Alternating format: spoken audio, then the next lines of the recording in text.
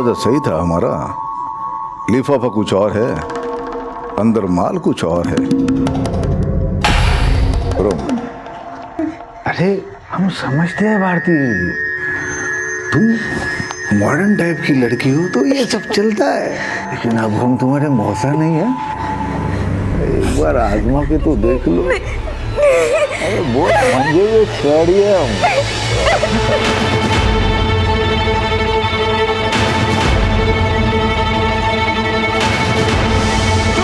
तेरी बहन है। बहन नहीं, डायन है, डायन। इसने हमारी जिंदगी बर्बाद कर दी है, इसकी वजह से हमारा रिश्ता टूट गया। अब आप सोच लीजिए, आपको इसको घर में रखना है या हमें? हमें अपने से दूर मत करो, हमें नहीं जाना है, हमें अपने से दूर मत करो, हमें नहीं जाना है।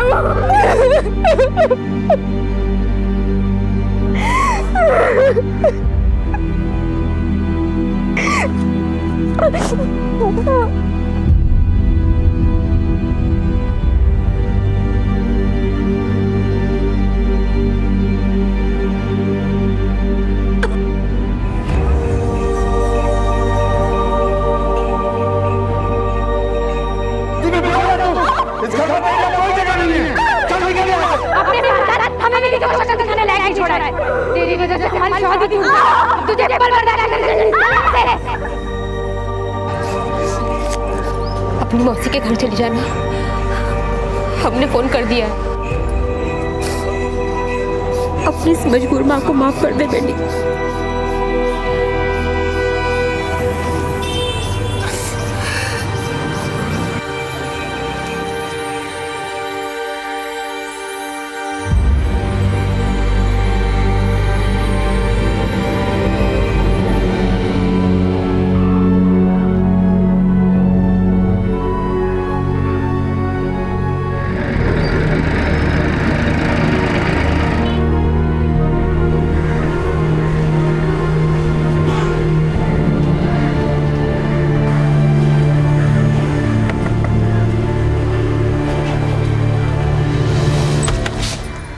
अरे भारती, तू आजा। तेरी माँ ने बताया था कि तू कल रात को ही आ जाएगी। हमने फ़ोन भी किया था पर किसी ने फ़ोन ही नहीं उठाया। बड़ी फिक्र हो रही थी तेरी। रात को बस नहीं मिली क्या? माधवी बता रही थी कि तेरा बीपी लो रहता है। डॉक्टर ने तुझे जगह बदलने का सुझाव दिया है। ये ले, पानी पी ले। ये तेरा ही घर है, अच्छे से रह। तू बैठ, हम चाय लाते हैं।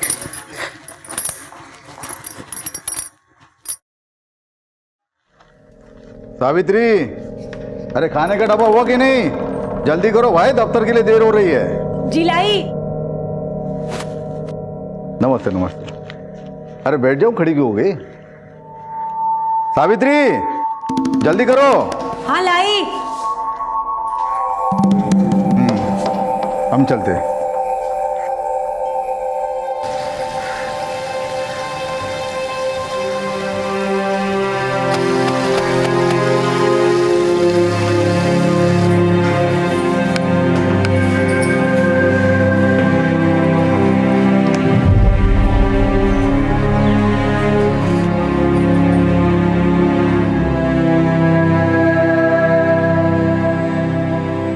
वाह माँ, बड़े सुंदर है। चांदी के हैं? नहीं, ऐसे ही हैं। पर जब तेरे हाथ पीले करूंगी ना तो सोने के पहनाऊंगी।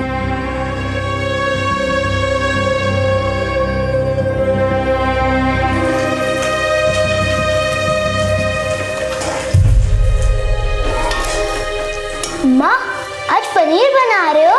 दीदी की फेवरेट सब्जी। आज दीदी आ रहे क्या?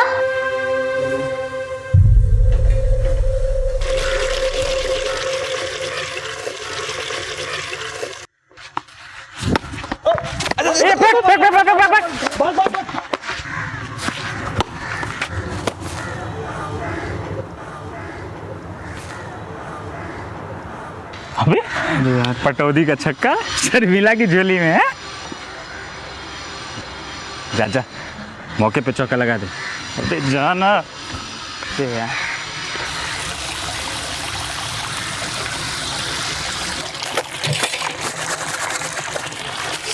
सारी गलती से बॉल यहाँ आ गया। अब आपको दोबारा धोना पड़ जाएगा नहीं? आप गुस्सा तो नहीं है ना?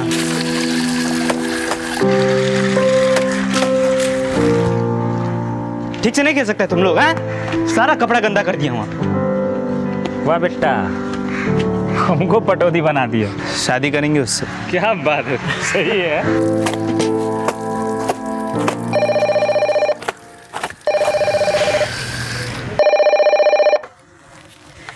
हेलो भारती, कैसी है तू बेटा?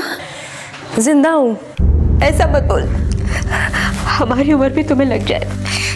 अच्छा, मौसी तुम्हारा अच्छे से ख्याल तो रख रही है ना? हमने कहा था उन्हें कि तुम बीमार हो। हाँ, पता चल गया हमें, और आप कह भी क्या सकती थी। हमें पता है तुम हमको नहीं, अपने आप को कोस रही हो कि तुमको कैसी माँ मिली। बेटा, हम और कर भी क्या सकते थे? तुम मौसी के साथ ही रहना, मौसी भी माँ समान होती है। भारती, तुम कुछ बोल क्यों नहीं रही? हाँ माँ, हमें भी दीदी से बात करनी है। भारती, ले अपने भाई से बात कर ले। दीदी, आप घर कब आओगे? हमें आपके बिना अच्छा नहीं लग रहा। बोलो ना दीदी, आप कब आओगे? दीदी बोलो ना। हम आएंगे। कब?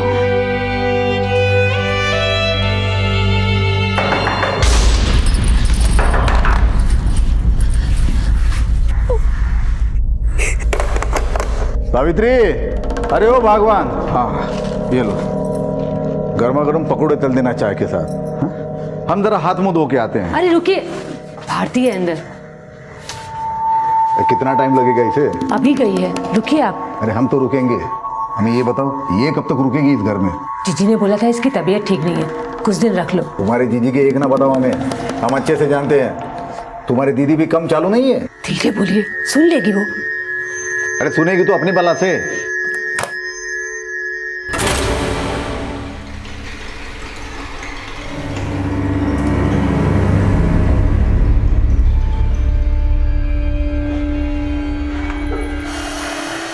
लिफाफा कुछ और है, अंदर माल कुछ और है।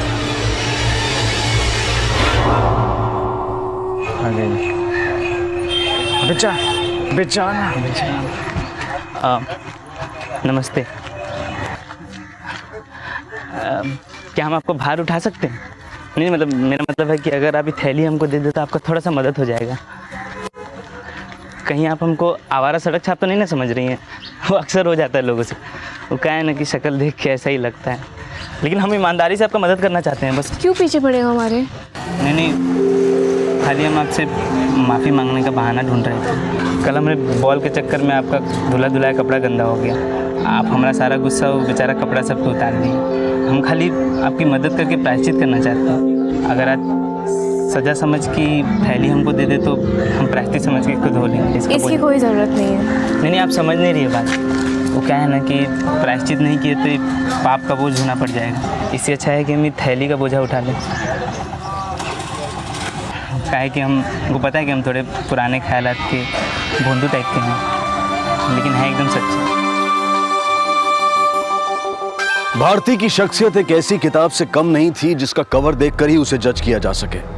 तो क्या भारती के साथ नजदीकियां बढ़ाकर अमर कोई भूल कर रहा था? कहते हैं कि अगर प्यार इंसान की भूल बन जाए तो भी इंसान जाने अनजाने में इस खूबसूरत भूल को करने से अपने आप को रोक नहीं पाता है। भारती की जिंदगी किसी उलझी हुई पहेली से कम नहीं थी। भारती खुद भी नहीं जानती थी कि उसकी जिंदगी उसे किस ओर ले जा रही है। जिस लड़की ने हमेशा अवहेलना सही हो, बोझ मानकर जिसे हमेशा कोसा गया हो, गैरों ने ही नहीं बल्कि अपनों ने भी जिस पर लांछन लगाकर तिरस्कार तक किया हो, वो लड़की ऐसी सुकून भरी छांव ही तलाशती है जैसी कि अमर के उसकी जिंदगी में आने के बाद उसे मिली।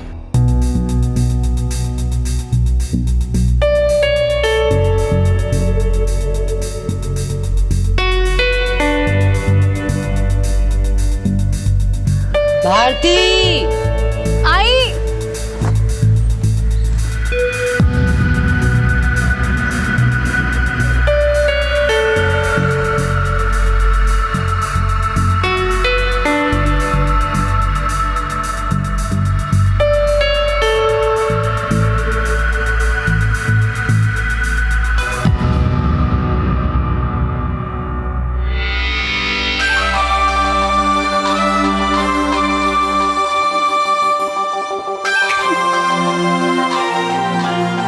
प्रायश्चित कर रहे हो?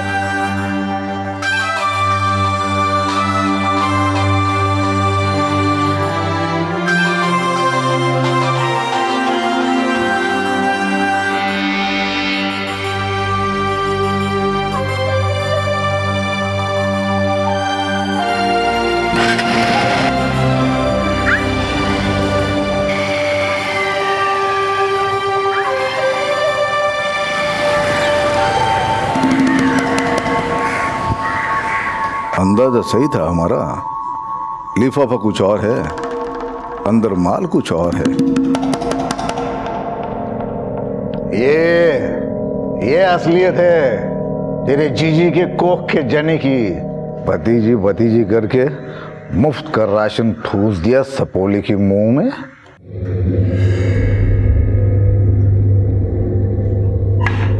लो ए आ गई फुलवारी भौरे उजाड़ के। हैरान ना हो, तेरा लिफाफा जो खुल गया हमारे सामने। तेरे बाप ने तेरी सारी रासलीला के बारे में हमें बता दिया है। अरे वहां पहले ये कांड करके आई है ये, और यहाँ दूसरा कांड करने की तैयारी कर रही है। ए लड़की, एक कान खोल के सुन ले, हम लोग जो है भोले वाले इज्जतदार लोग हैं, डरते हैं हम अपनी इज्जत से। ये तेरा तरिया चरित यहाँ नहीं चलेगा। तो तू मौसी, अरे माँ जैसी, बता दे अपनी जीजी को, उसकी लड़की को अगर इस घर में रखना है तो इसके खाने पीने रहने का पैसा चुकाना पड़ेगा। हाँ। ओ त्रिजाता रानी, अरे इसके मुंह लग के क्यों अपना धर्म भ्रष्ट कर रही हो? जाओ सत्संग में जाओ, भगवान का नाम लो, जाओ।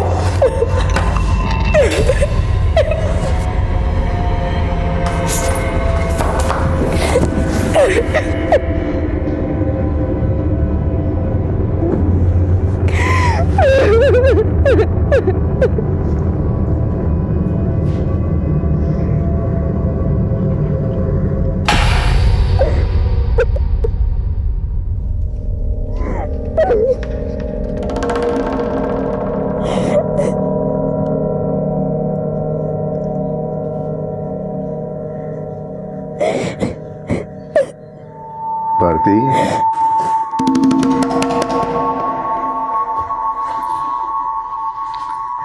गुस्से में बहुत कुछ सुनाई दिया ना मैंने तुम्हें? रो मत। अरे हम समझते हैं भारती, तुम मॉडर्न टाइप की लड़की हो तो ये सब चलता है, लेकिन क्या है, तुम्हारी मौसी जो है ना वो पुराने ख्याल आती है, तो उसके सामने दो बातें हमें तुम्हें बोलनी पड़ी।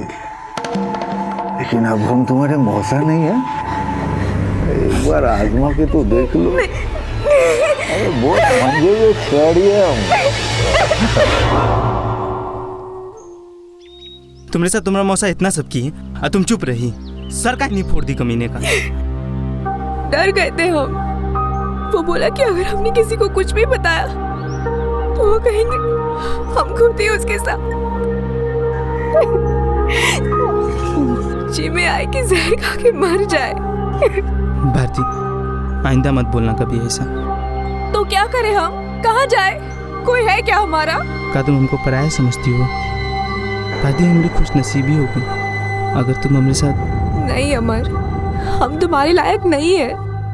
तुम्हारे क्या, हम तो किसी के भी लायक नहीं है। क्या तुम हमको अपने लायक समझती हो? पागल मत बनो अमर, तुम हमारे बारे में सब कुछ जानते हो, फिर भी हमें बीवी बनाना चाहते हैं तुमको। तुम जो भी हो, जैसी भी हो, अपना बनाना चाहते हैं तुमको। पर अमर, हम खुद को छोटा मत समझो भारती, बस एक बार हाँ बोल दो, फिर देखते हैं कैसे किसी की हिम्मत होती है तुमको हाथ लगाए।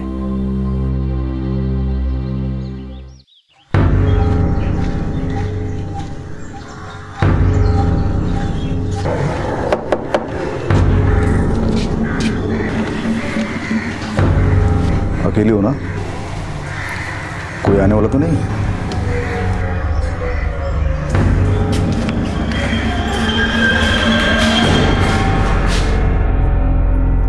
भारती, दरवाजा बंद कर ले, हम अंदर जा रहे हैं।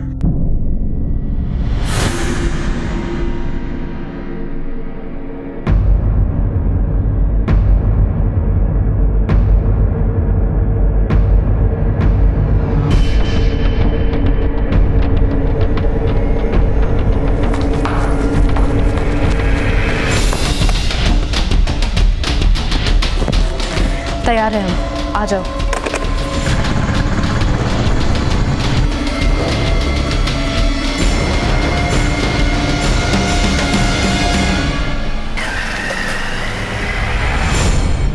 अमर के साथ भागकर शादी करने के अलावा भारती के पास और कोई रास्ता नहीं बचा था। माता पिता के घर के दरवाजे तो उसके लिए पहले से ही बंद हो चुके थे।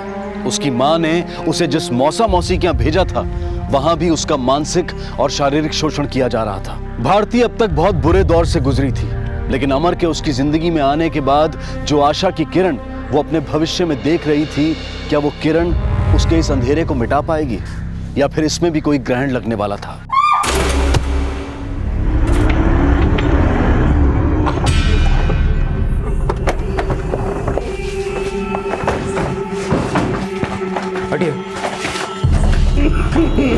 अब हमारा बेटा और हमारी बेटी हम लोग मेला देखने गए थे। जब वहां से वापस आए तो देखा घर में ही हादसा हो गया। वो भी हमारे साथ आने वाले थे। तो फिर आई क्यों नहीं? 7 बजे पानी आता तो पानी भरने लगी तो हमारा बेटा जिद करने लगा कि मेले में चलो। तो वो बोली कि तुम लोग जाओ, हम पानी भर के आते। कौन दुश्मनी किया है हमारा बीवी से साहब? ये माधवी का अपने पति के साथ कैसा रिश्ता था? सर, माधवी एक बड़ी सीधी सादी सी औरत थी, एकदम पतिव्रता। जैसे उसके पति बोलते वो वैसा ही करती थी। अच्छा सुनिए, वो कुछ पैसे चाहिए थे घर खर्च के लिए। हेलो। लेकिन ये तो कम पड़ेंगे, देव की फीस भी देनी है। अरे थोड़ा कम खा लेना, बचत करना सीख। आपकी दवाई भी तो लानी है। बस अब और मत मांगना। सब 4 दीवारी के अंदर क्या होता था वो तो पता नहीं, पर जैसा रिश्ता हर पति पत्नी के बीच में होता है वैसा ही उनका भी था। 4 सदस्य हैं। फिलहाल तो हम 4 ही हैं सर। फिलहाल से मतलब? हमारी एक बड़ी बेटी भी है जो राजनपुरा गांव में अपने मौसा मौसी के पास रहती। तुम्हारे साथ क्यों नहीं रहती? उसका तबीयत ठीक नहीं रहता है साहब, तो डॉक्टर बोला है कि हवा पानी बदली होगा तो जल्दी ठीक हो जाएगी। हुआ क्या है उसे? डिप्रेशन का तो पता नहीं, लेकिन उसे प्यार का रोग लगा था। मतलब? वो किसी लफंगे से प्यार करती थी, तभी तो उसके घर वालों ने उसे घर से निकाल दिया। किसके साथ मुंह मार रखा तूने? अपने साथ हमें भी किसी को शक्ल दिखाने लायक नहीं छोड़ा है। तेरी वजह से हमारी शादी टूट गई। अब तुझे एक पल बर्दाश्त नहीं कर, निकल यहाँ से।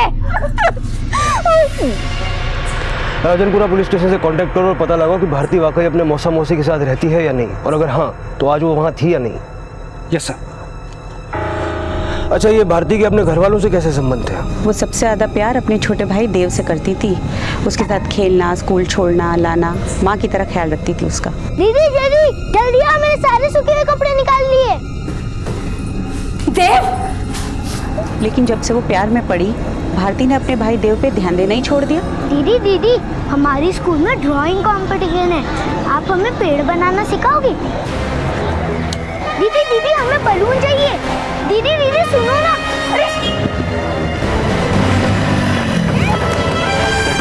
पागल है क्या तू? बच्चे को संभाल नहीं सकती ढंग से? कितनी मार गए तुझे? हाथ पकड़ के चलना चाहिए।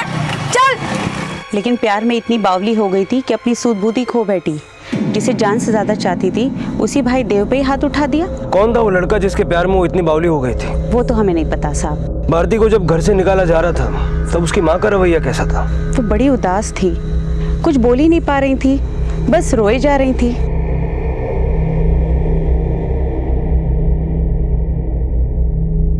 घर की बेटी जब ऐसी हरकत करे तो घर वाले उसे तमाशा नहीं बनाते हैं, लेकिन भारती के घर वालों ने तो सारे आम उसे घर से बाहर निकाल दिया, सिवाय छोटे भाई देव के। सब उसे जलील कर रहे थे। भारती की माँ भी? उसने तो चुप्पी साध रखी थी, लेकिन माँ होने के नाते उसे अपने पति और काजल को रोकना तो चाहिए था ना। तुम्हें क्या लगता है किसने मारा होगा माधवी को? अब भारती तो बच्चलन थी ही और अपनी माँ से नाराज भी थी।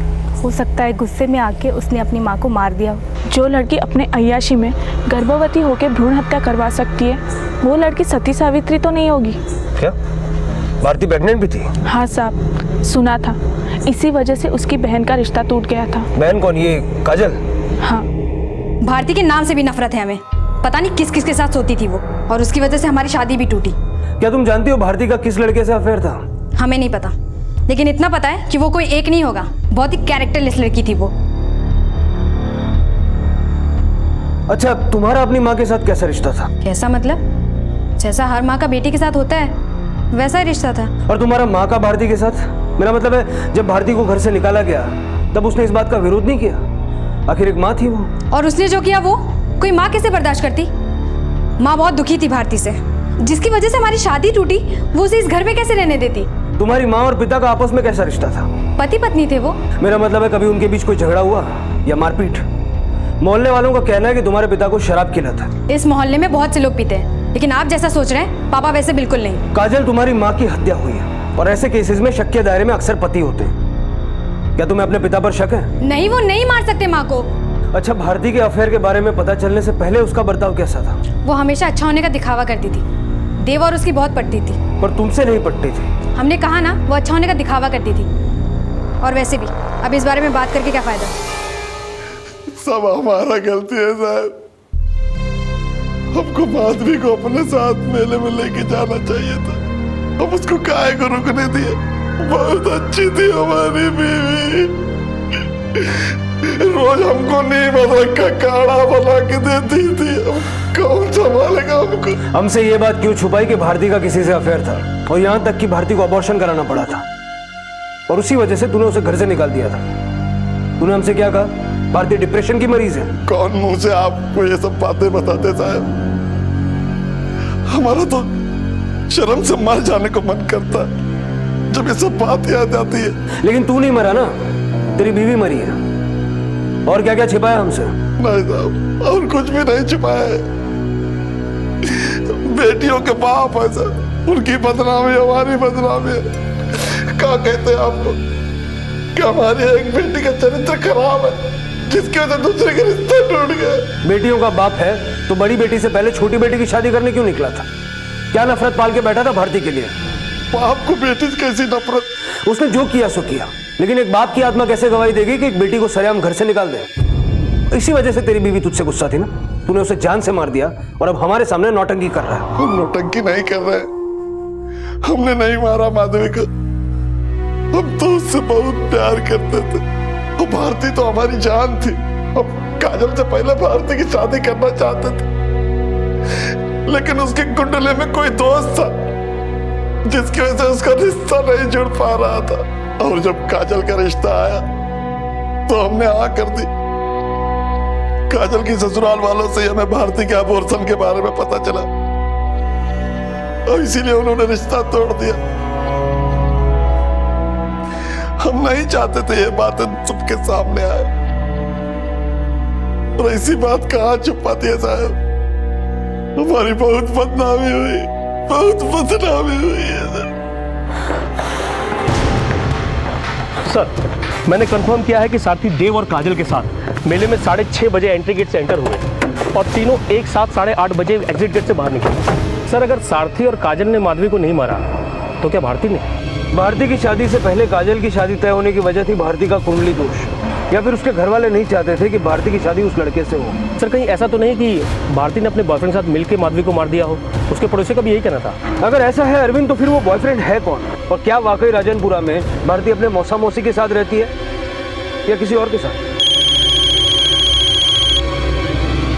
Hello, okay sir, Bharti Rajanpura में ही रहती है। आज सुबह से वो वहीं पे है और आज वो शादी भी कर रही है। पता लगाओ किस लड़के से शादी कर रही है।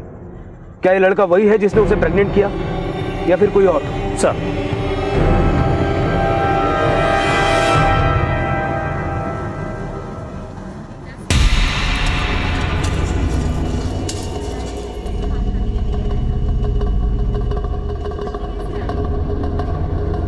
अरे सुशील नहीं दिखाई दे रहा, उसे बुलाया नहीं क्या? अरे अमन ने उसे हनीमून के अरेंजमेंट के लिए भेजा होगा।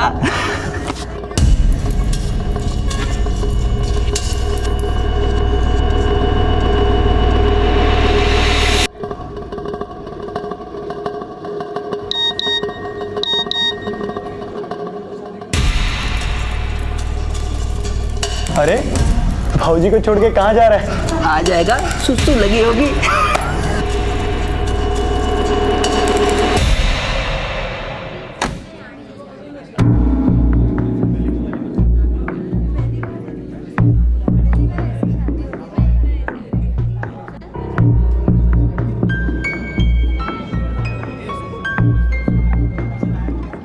यार अभी तक नहीं आया।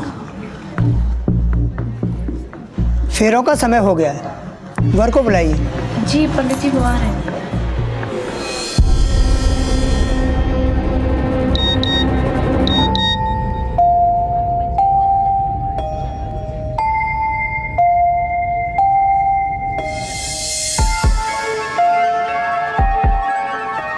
गठबंधन बांधो पंडित जी, बड़ा चंचल दूल्हा है हमारा।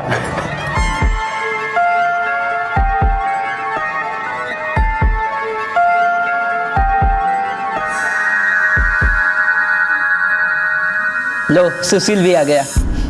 अरे इतना ट्रैफिक में फंस गए थे यार। चलिए विवाह की विधि शुरू करते हैं। ओम सर्वमंगल मांगल्ये शिवे सर्वार्थ साधके शरणे। रुकिए पंडित जी, यह शादी नहीं हो सकती।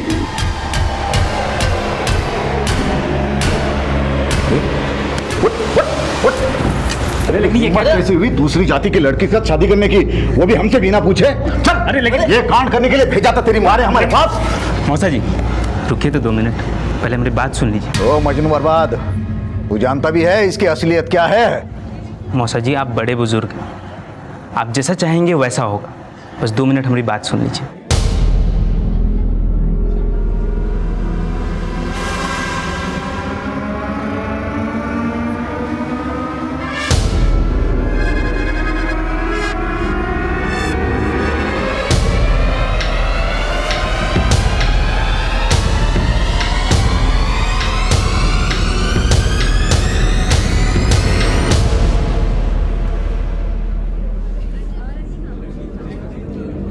आओ आओ चलो।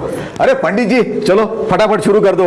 चलो बैठो बैठो। ये चलो क्या आ जाओ अपनी जगह पे। ये क्या बोल रहे हैं आप? अरे अमर जो है बहुत अच्छा लड़का है, वो तेरी भतीजी को हमेशा खुश रखेगा।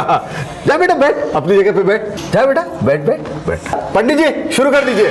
तू कहाँ मंगल में अमंगल कर रही है, आ जा यहाँ पे। ओम स्वास्ति न इंद्रो वृद्धि शर्वा स्वास्ति न पुखा विश्ववेदा स्वास्ति अताव निष्णमी स्वास्ति न बृहस्पति दगातु। अरे ऐसा क्या मंत्र फूक दिया इस लड़के ने जो आप शादी अरे ज्यादा भवे ना चढ़ा, शादी के बाद तो ये दोनों हमारे घर ही रहेंगे, बगल वाले कमरे में। क्या? हाँ, हम अपनी बेटी की शादी काजल से करने वाले थे, लेकिन उसके बहन के शादी से पहले मां मरने का पता चला तो हमने रिश्ता तोड़ दिया। भारती के अबॉर्शन के बारे में आपको किसी ने बताया था? हमने खुद उसे अस्पताल से निकलते हुए देखा था।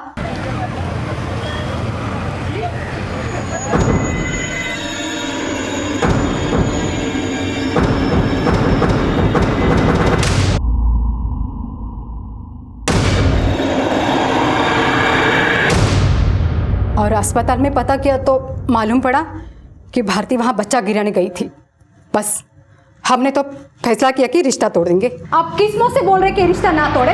हम नहीं करेंगे शादी। बहन जी हंगामा मत कीजिए बहन जी, बात अगर मोहल्ले में फैल गई तो हम किसी को मुंह दिखाने लायक नहीं रहेंगे। हम आपके आगे हाथ जोड़ते, हमारी एक बेटी की सजा दूसरी बेटी को मत दीजिए। अरे इज्जत की इतनी परवाह थी तो बेटी को रखना था घर में संभाल के। भारती ऐसी नहीं है, वो तो बहुत डब्बू किस्म की है, जरूर उस लड़के ने उसको फंसाया होगा। मगर हमने फंसने वाले, हम नहीं करेंगे शादी। चलो जी। बहन जी अगर हमारी जगह कोई और होता तो वो भी यही करता ना, तो हमने गलत क्या किया? आपने इस बात का बतंगड़ बना दिया। आपकी वजह से पूरे मोहल्ले को भारती के बारे में पता चल गया, और शायद इसी वजह से उसकी माँ अब इस दुनिया में नहीं। हमने कोई बतंगड़ नहीं बनाया, हमने हमारे रिश्तेदारों से ये कहा कि काजल की कुंडली में कोई दोष निकल आया, इसके लिए हमने रिश्ता तोड़ दिया। काजल के होने वाले ससुराल वाले इस 4 दीवारी के अंदर तुझे भारती के अबॉर्शन के बारे में बता के गए। तूने खुद उनसे कहा कि वो इसके बारे में किसी से कुछ न कहे। एक तरफ तू अपनी बेटी की करतूत दुनिया के सामने नहीं लाना चाहता था, और दूसरी तरफ तूने सारे मोहल्ले के सामने चिल्ला चिल्ला कर अपनी बेटी को घर से बाहर निकाल दिया। तेरे इस दोहरे रवैये के पीछे चक्कर क्या है, कुछ समझाएगा? मोहल्ले वालों को ये बात पापा की वजह से नहीं, हमारे गुस्से की वजह से पता चली थी। क्या देखती हो? हाँ? बहन जी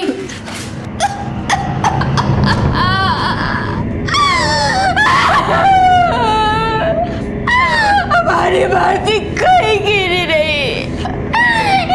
चुप चुप तेरी बहन है। बहन नहीं, डायन है डायन। इसने हमारी जिंदगी बर्बाद कर दी है, इसकी वजह से हमारा रिश्ता टूट गया। अब आप सोच लीजिए, आपको इसको घर में रखना है या हमें? और उसके बाद मोहल्ले वालों को भारती के अबॉर्शन के बारे में पता चल गया। हाँ साहब, हम बहुत मजबूर होके भारती को घर से निकाले। अगर आप उसे घर से नहीं निकालते तो उसका खून हो जाता हमारे हाथों। पता नहीं क्या क्या सहा हमने उसकी वजह से। सारी मुसीबतों की जड़ वही थी। अब आपको जो समझना है आप समझ लीजिए। माधवी के पति सारथी का बड़ी बेटी भारती के प्रति परायों जैसा बर्ताव, माधवी की छोटी बेटी काजल का गुस्सैल रवैया और भारती के चरित्र पर उठाए गए सवाल। माधवी के छोटे बेटे देव के अलावा परिवार के हर सदस्य की छवि पर सवालिया निशान थे। पुलिस को लग रहा था कि माधवी की हत्या एक पारिवारिक रंजिश का परिणाम है और इस रंजिश का एक अहम किरदार वो भी हो सकता था जिसने भारती को गर्भवती किया था। पर आखिर वो शख्स था कौन, जिसके बारे में ना तो भारती के पड़ोसी जानते थे और ना ही सारथी और काजल। और वहीं भारती और अमर की शादी में मौसा की रजामंदी भी कई सवाल खड़े कर रही थी। जिस आदमी ने भारती का शारीरिक शोषण करने की कोशिश की, उसी के घर में अमर और भारती किस वजह से रह रहे थे? अरे यार एक बात बता, मौसा मौसी कह रहे थे कि तेरी शादी नहीं हो सकती। ऐसा क्या जादू किया जो शादी भी हो गई और एक कमरा भी मिल गया? प्यार करने वाले को कभी कोई जुदा नहीं कर सकता है ना भाभी?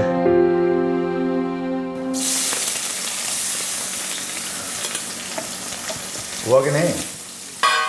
एक बात बताइए, आपने भारती की शादी उस लफंगे से क्यों होने दी?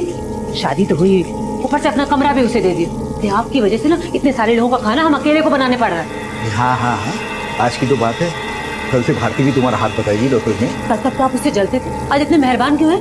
मेहरबान नहीं, हमने सौदा किया है अमर से। कैसा सौदा? तुम छोड़ दो बात को। नहीं बताइए, कैसा सौदा? अरे यहाँ रहने खाने के पैसे देंगे वो हमें, अच्छा कमाता है, हम नुकसान में नहीं रहेंगे। अब देखो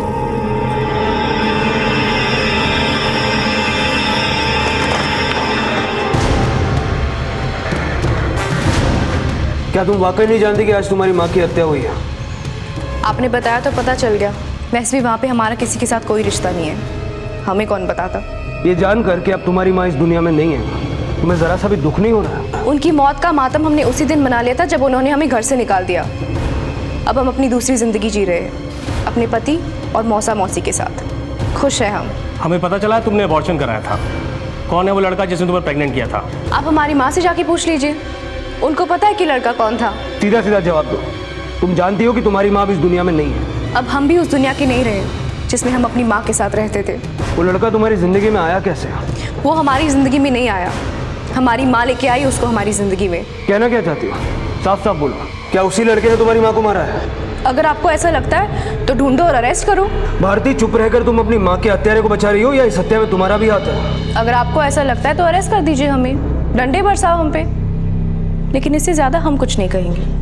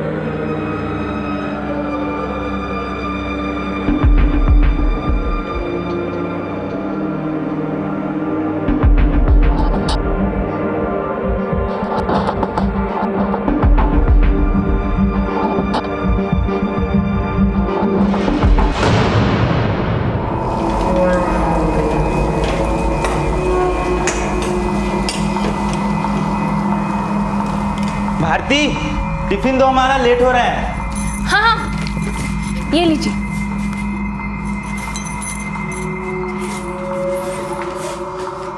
जल्दी आइए।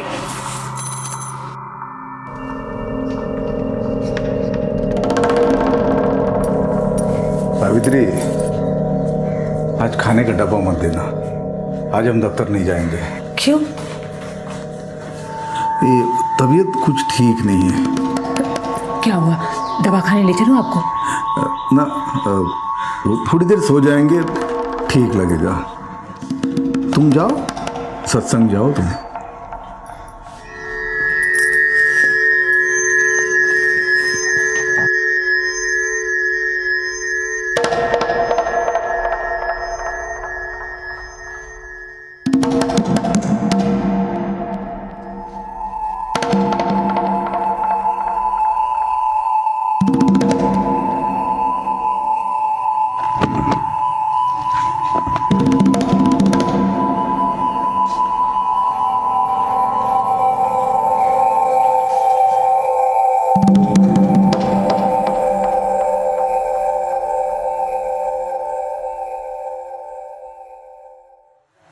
अरे मौसा जी, बड़ी जल्दी आ गए आप। चलो बढ़िया है। वैसे भी नेक काम में देर नहीं करनी चाहिए ना। आइए आइए ना।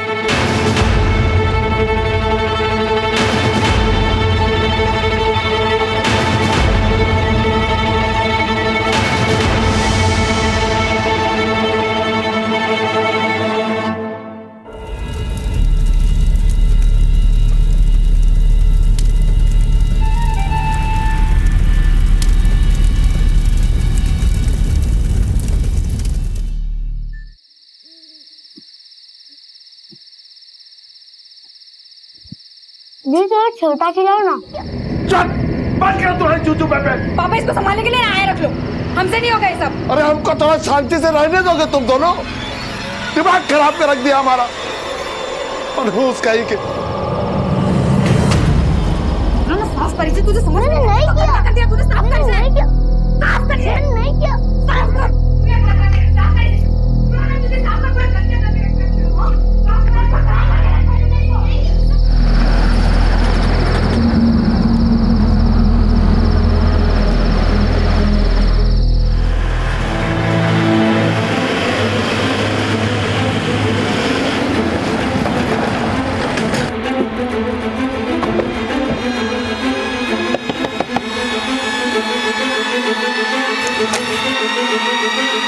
जी बोलिए।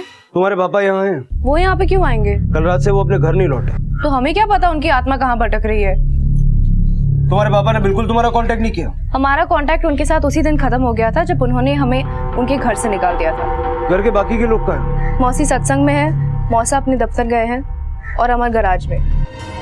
सर मैंने सबकी एलाबाई चेक की। भारती, उसके मौसा मौसी और अमर कल से यहीं थे। ये भारती का हस्बैंड कौन से गैरेज में काम करता है? यही पास में सर। भारती से उसकी मुलाकात वाकई इसी शहर में हुई थी या कुछ पुराना याराना है? सर पूछताछ से तो यही सामने आया कि भारती के यहाँ आने के बाद दोनों में प्यार हुआ, फिर शादी। हमें इनके रिश्तों को क्रॉस चेक करना होगा अरविंद, क्योंकि जब तक भारती को प्रेग्नेंट करने वाला और उसका अबॉर्शन करवाने वाला नहीं मिल जाता तब तक ना ही माधवी की हत्या का केस सॉल्व होगा और ना ही सारथी के गायब होने की वजह मिलेगी। ये माधवी की लैंडलाइन की डिटेल्स का क्या हुआ? आज आ जाएगी सर।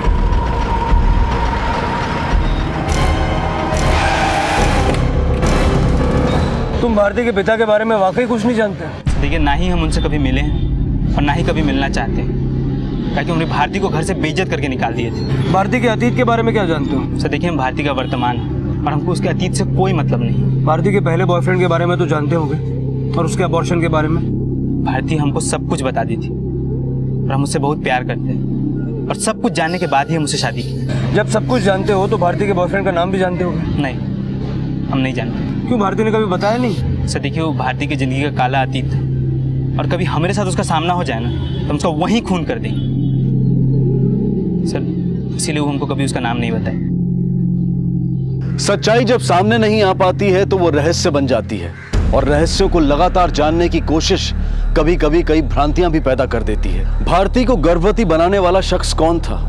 क्या वो भारती को धोखा देने वाला कोई प्रेमी था या फिर कोई अपराधी जिसने भारती के साथ बलात्कार किया था?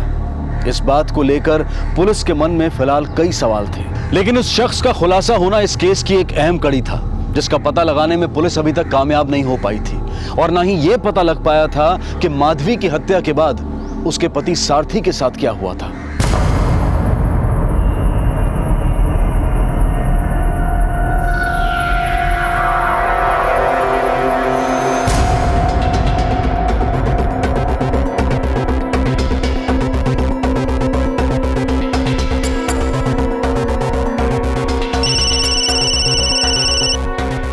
हेलो सर, हमने सारथी के दफ्तर और उसके आसपास के सभी मोहल्ले में पूछताछ की, लेकिन सारथी के गायब होने का कोई क्लू हाथ नहीं लग रहा है।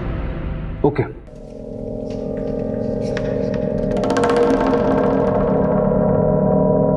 मौसा जी, बड़े जल्दी आ गए आप।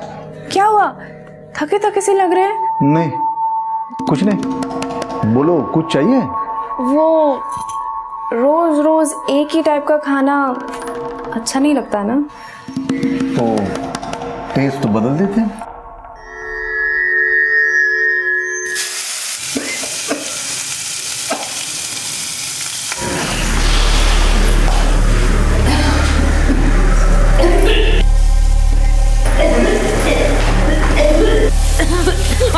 आप खाना बना रहे हैं? अरे हाँ, तू सत्संग गई थी, वो भारती अमर के साथ उनके कमरे में है। अब क्या है, नई नई शादी हुई है उनकी, तो सोचा उन्हें क्यों डिस्टर्ब करे।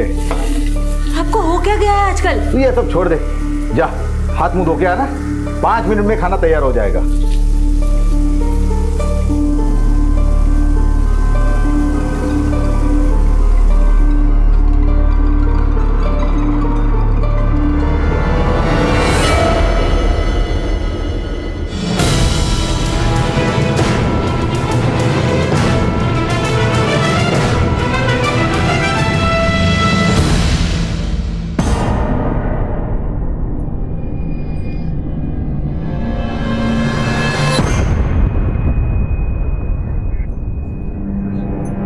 तुम भी थोड़ा खा लो ना। नहीं नहीं, हमें भूख नहीं है। अरे हम तुमको खुद खिलाते हैं अपने हाथों से। अरे नहीं नहीं थोड़ा सा खा लो। अमर, हम और कुछ खाएंगे तो उल्टी हो जाएगी। हमें नहीं चाहिए, आप खाइए, आप खाइए, खाओ ना। अमर, अब हम अपने छोटे भाई देव को भी यहाँ पे बुला ले। नहीं नहीं, अभी थोड़ा रुक जाओ, पहले दुबई वाला जो जॉब है वो कंफर्म हो जाए, फिर बुला लेना, ठीक है? आप खा लो।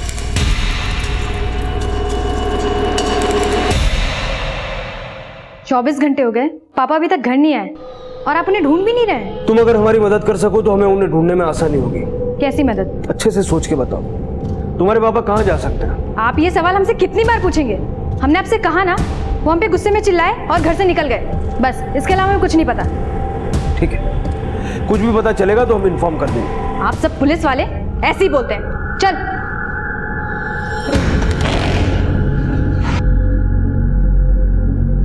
हम इस देव को और नहीं झेल सकते।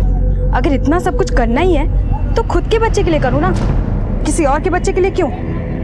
देखो, हमने जो भी डिसाइड किया था वो करने का टाइम आ गया है, अब बिल्कुल वक्त नहीं है हमारे पास।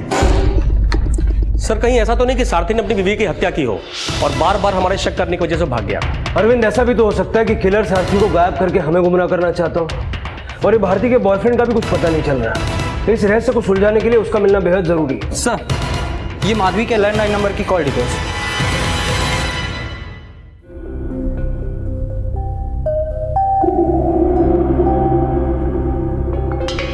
माधवी के घर के लैंडलाइन से भारती के मौसा के घर लैंडलाइन पर भी फोन होता था और मौसा के मोबाइल पर भी, लेकिन मौसा के सिर्फ मोबाइल से माधवी के घर फोन होता था, लैंडलाइन से कभी नहीं।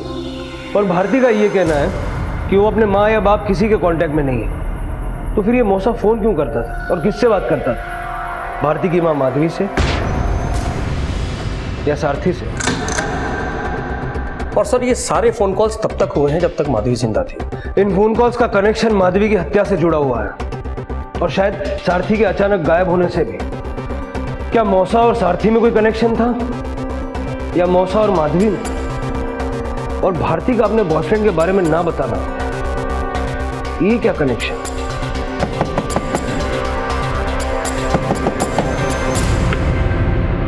हमें आपसे पूछताछ करनी है। हमें जो कहना था हम कह चुके हैं, अब आप इनसे क्या जानना चाहते हैं? वही राज जो आप हमसे छिपा रही हैं। भारती के यहाँ आने के बाद आप उसके घर पे फोन करते थे, किससे बात करते थे? मौसा जी, अब आप सारे राज खोल ही दीजिए।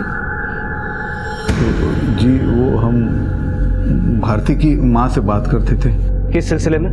देखिए, हम तो नौकरी पेशे वाले आदमी हैं, आमदनी कम है हमारी, तो जब से भारती यहाँ रहने के लिए आई है तो उसका कपड़ा लत्ता, खाना पीना, ये सारा बोझ जो है हम पे भारी पड़ रहा था। इसलिए हम कभी कभार भारती की माँ से पैसे उधार लिया करते थे। भारती की माँ वैसे दिल की बड़ी अच्छी थी, वो अपनी मर्जी से जितना पैसा देती थी उतना हम ले लेते थे। हमने पैसों के लिए कभी उसके ऊपर दबाव नहीं डाला, ना तो कभी उसे ब्लैकमेल किया। हाँ बिल्कुल सही कह रहे हैं हमारी मौसा जी, इन्होंने तो हमें बेटी की तरह माना है, ये ब्लैकमेल क्यों करेंगे? हाँ, और माधवी जो हमें पैसे देती थी उसके बारे में सारथी को पता नहीं था। मतलब माधवी ने हमसे कहा था कि जो पैसे वो हमें दे रही है उसके बारे में सारथी को कभी पता ना चले।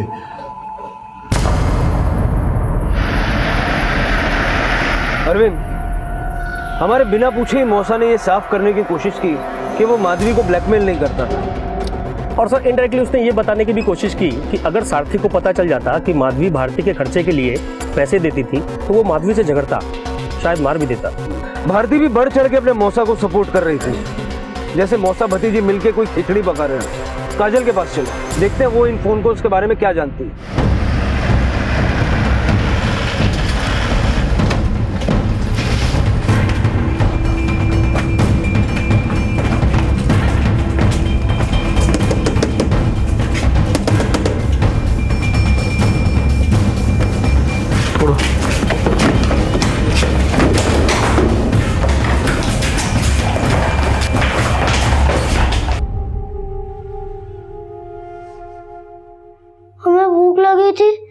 बेल ऊपर रखी थी, लेकिन हमें जेल नहीं जाना। बेटा तुम्हें कोई जेल नहीं लेके जाएगा, तुम बस ये बताओ कि तुम्हारी काजल दीदी कहाँ है।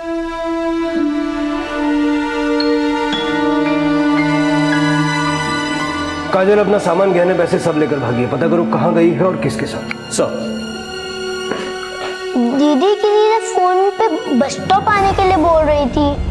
हम तुम्हें बस अड्डे पर मिलते हैं, तुम टिकट लेके रेडी रहना। बेटा काजल दीदी ने किसको फोन किया था? वो तो हमें नहीं पता।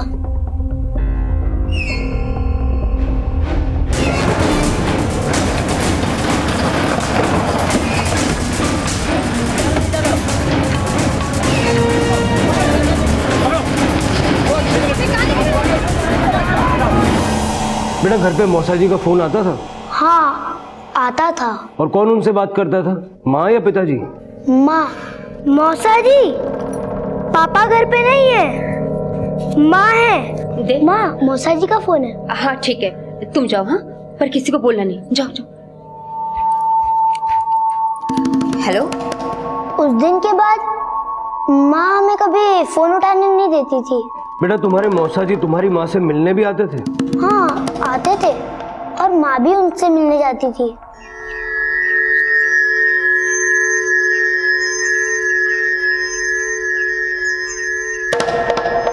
देव बेटा किसी को बोलना नहीं कि हम तुम्हारे मौसा जी से मिलने आए थे, ठीक है? ठीक है माँ।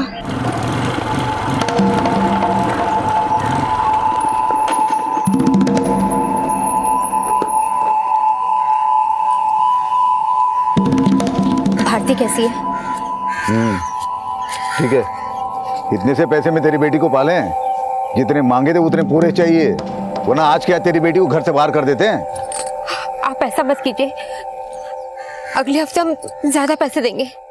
बेटा जब अगली बार माँ मिली तो मौसा ने क्या बोला? उसके बाद माँ हमें अपने साथ कभी लेके नहीं गई।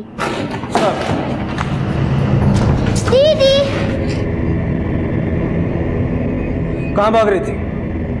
हम क्यों भागेंगे, हम तो अपने दोस्त से मिलने गए थे। घर से सारे गहने और पैसे लेकर दोस्त से मिलने गई थी।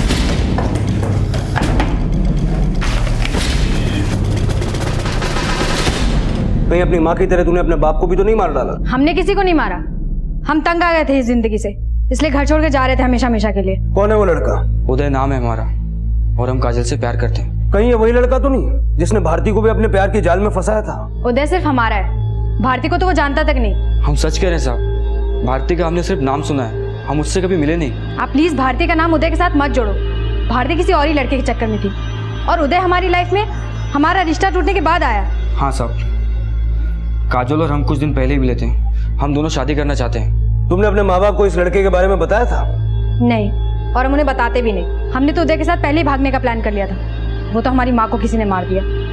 और अगर उस वक्त हम भागते तो आपको यही लगता कि हमने उस औरत का खून किया है। वो औरत तुम्हारी माँ थी, उसके लिए तुम्हारे दिल में इज्जत हमें पहले भी नजर नहीं आई, लेकिन अब ये ऐसी भाषा सुन के साफ हो गया। बोल, क्या नफरत पाल रखी थी तूने अपनी माँ के लिए? वो हमारी माँ नहीं थी, वो सिर्फ भारती की माँ थी। उस विधवा औरत ने हमारे पापा को फंसाकर उनसे शादी की। हाँ, हमने जन्म उनके पेट से लिया था, लेकिन वो सौतेली थी। और अगर वो हमें अपनी बेटी मानती तो उस बच्चलन भारती के लिए हमारी शादी के गहने नहीं बेचती।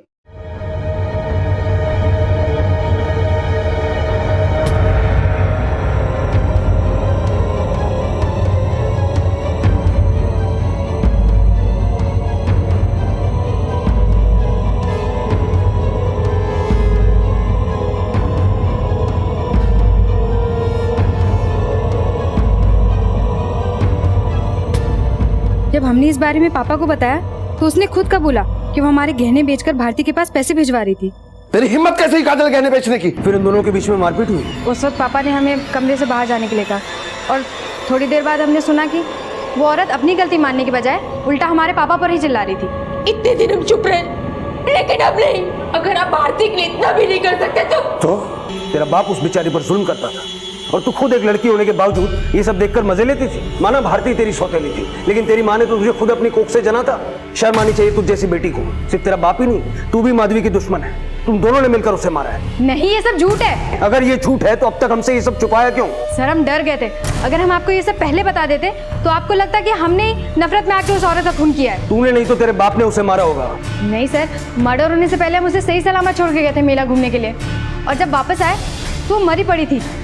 और मेले में पूरे टाइम पापा हमारे साथ ही थे। आप चाहो तो देव को पूछ लो, हम झूठ नहीं बोल रहे हैं।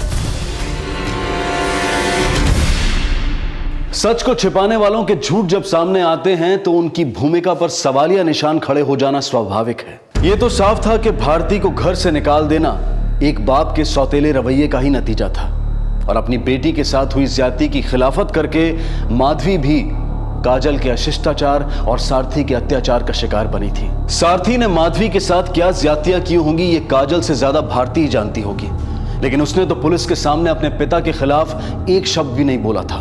सारथी के खिलाफ चुप्पी साध देना क्या भारती की उन कड़वाहटों को भुलाने की एक कोशिश थी, या फिर वो भी सच छुपाकर किसी झूठ का साथ दे रही थी? सारथी का अचानक गायब होना माधवी हत्याकांड का वो राज था जिसका खुलासा इस केस को और भी सनसनीखेज बना देने वाला था।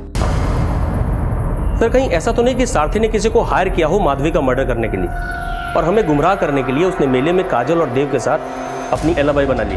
कहीं वो उदय तो नहीं जिसके साथ काजल भाग रही थी? इस उदय और काजल को रिमांड पे लो, ओगलवाओ सच क्या है, और सारथी को ढूंढने में तेजी बढ़ाओ। सर, 2 दिन में पूरा शहर छान मारा, ना ही उसे किसी ने कहीं जाते हुए देखा है और ना ही उसके कहीं छुपे होने का क्लू हाथ लगा। अरविंद, जो तस्वीर सारथी की बनती हुई नजर आ रही है उससे ये लगता है कि वो एक नंबर का शराबी और लिच्चड़ आदमी था। ऐसे लोग अक्सर वेश्याखानों पर भी जाया करते हैं।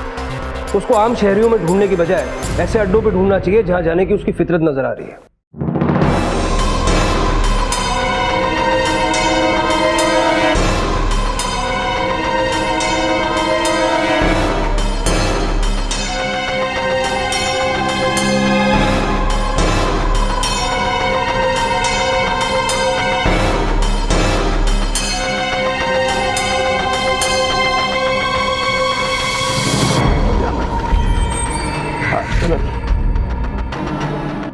हाँ साहब, ये हमारा रेगुलर कस्टमर है साहब, ये तो रोज ही यहाँ पे आता है। 2 रात पहले भी आया था? हाँ साहब, आया था।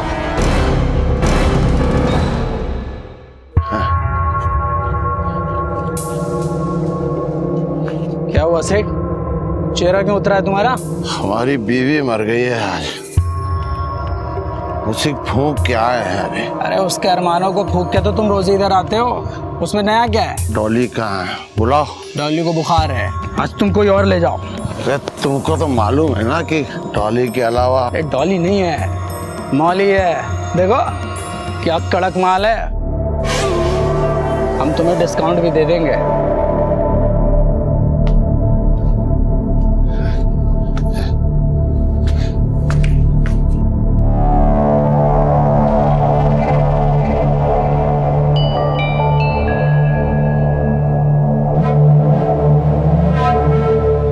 फिर वो चला गया साहब। कहाँ गया? घर ही गया होगा। वो यहाँ आता कैसे था? मेरा मतलब स्कूटर, साइकिल, ऑटो।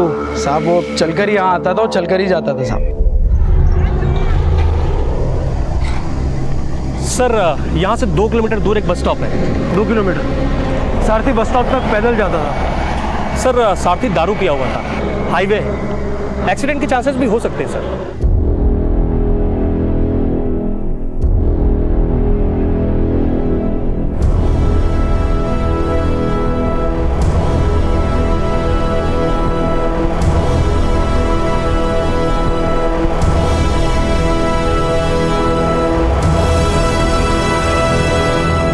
हाईवे पे इनका एक्सीडेंट हुआ था।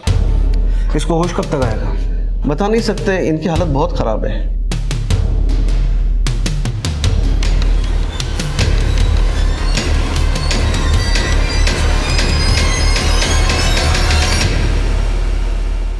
कहते हैं खराब मछली पूरे तालाब को गंदा कर देती है, और सारथी का चरित्र इसका जीता जागता उदाहरण बन के सामने आने वाला था। लेकिन भारती जो उदाहरण पेश करना चाहती थी वो भी एक योजनाबद्ध अपराध की विफलता का साक्षी बनने वाला था। अरे आ रहे हैं, इतनी क्या जल्दी? आ रहे। अरे भारती हमरा दुबई में नौकरी लग गया है। क्या? और जैसे फिजिकल फिटनेस का रिपोर्ट आ जाएगा जॉब कंफर्म हो जाएगा। अरे आपको तो बुखार है। अरे कुछ नहीं, अब सुनो मेरी बात, अब तो अपने भाई देव को बुला लेना, हम तीनों एक साथ अपनी नई जिंदगी की शुरुआत करेंगे। वो भी कहाँ? दुबई में। हाँ लेकिन बुखार में आपने टेस्ट करा दिया, अगर रिपोर्ट में कुछ ऐसा वैसा। कुछ नहीं होगा, मामूली सा बुखार है भारती। सब तुम जाओ चाय बनाओ, हम चेंज करके आते हैं।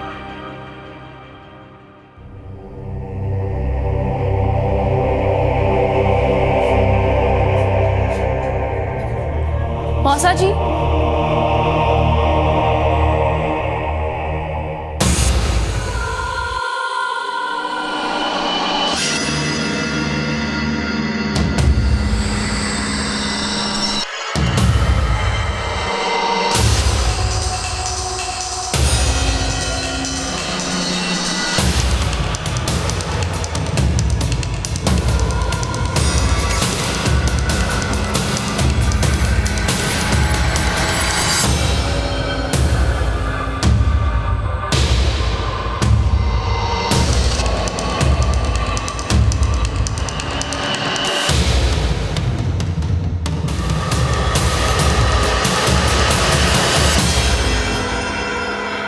ये लो अमर, काढ़ा पी लो, इससे तुम ठीक हो जाओगे।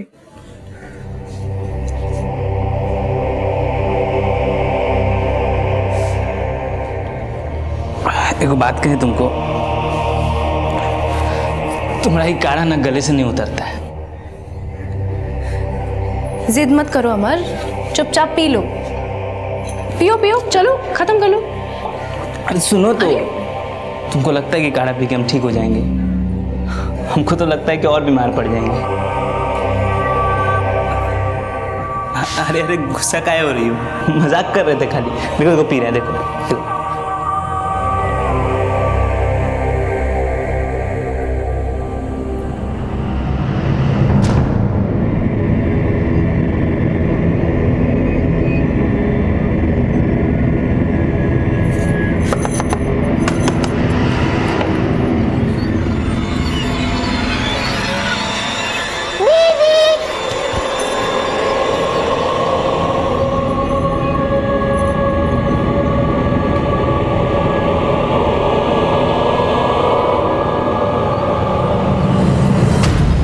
अब हम इस घर में नहीं रहेंगे, बेच रहे हैं इस घर को। ये देव का बैग है। अगर तुम सोच रहे हो कि हम इस घर में तुम्हें हिस्सा देंगे तो ये ख्याल अपने दिमाग से निकाल देना। अगर पापा HIV पॉजिटिव नहीं होते तो एक बार के लिए मैं सोच भी लेते, लेकिन पापा के इलाज के लिए हमें पैसों की बहुत ज़रूरत है। पापा HIV पॉजिटिव?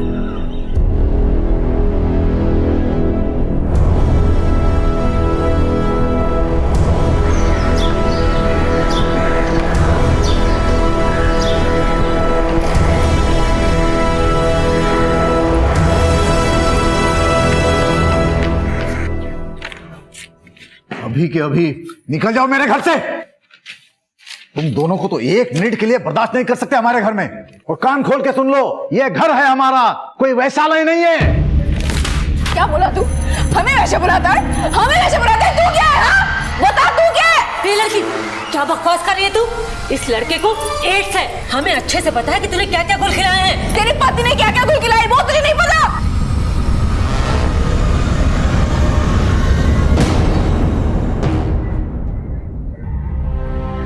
गुस्से में बहुत कुछ सुनाई दिया ना मैंने तुम्हें। रो मत। अरे हम समझते हैं भारती, लेकिन अब हम तुम्हारे मौसा नहीं है, तुम्हारे दोस्त हैं। हाँ, वादा करते हैं सब पे भारी पड़ेंगे। आओ एक बार आजमा के तो देख लो।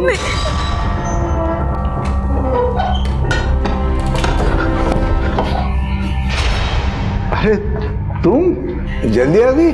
अरे वो हम चंदे के लिए पैसे लेना भूल गए। जाओ ले लो।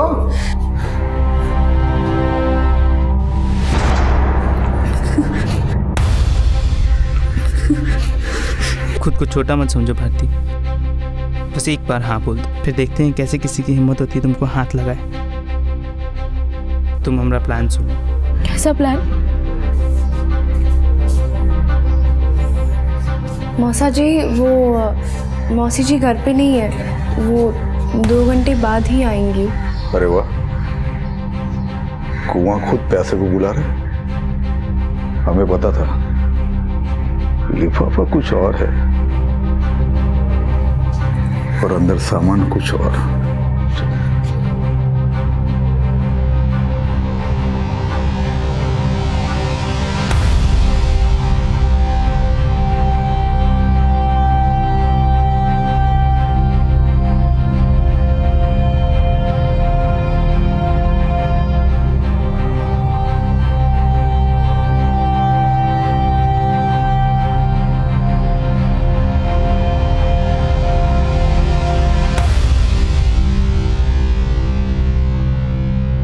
तो बताइए मौसा जी, आप हमारी और भारती की शादी में बाधा डालना बंद करेंगे कि हम ये सारा फोटो दिखा दें मौसी जी को? ना बेटा, वो कर ले, भारती से शादी कर ले। तब जब आप मान ही गए हैं तो अपनी भतीजी को शगुन भी दे दीजिए। शगुन? अरे वही आपके घर का दूसरा वाला कमरा।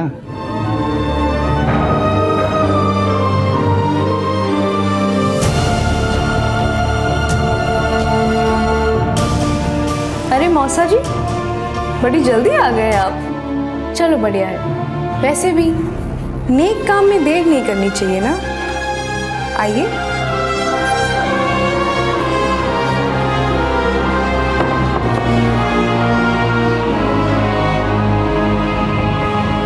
मौसा जी,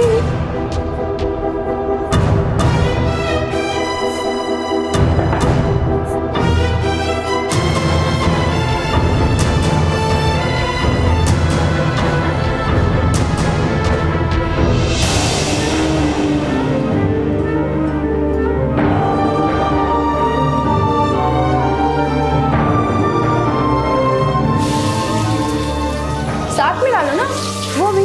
चलो चलो। हम नहीं करेंगे तो हम सबको ये दिखा दे। करो करो करो। हम मानते हैं कि हमने तुझे ब्लैकमेल किया था, लेकिन उस रात जो तू हमारे साथ करने वाला था वो क्या था? हमें वैसा बुलाता है? अब बता अपनी बीवी को, बता ना।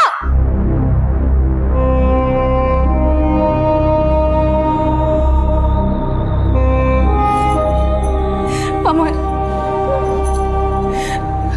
अब हम कैसे प्रायश्चित करेंगे? बताओ ना, हम प्रायश्चित कैसे करेंगे?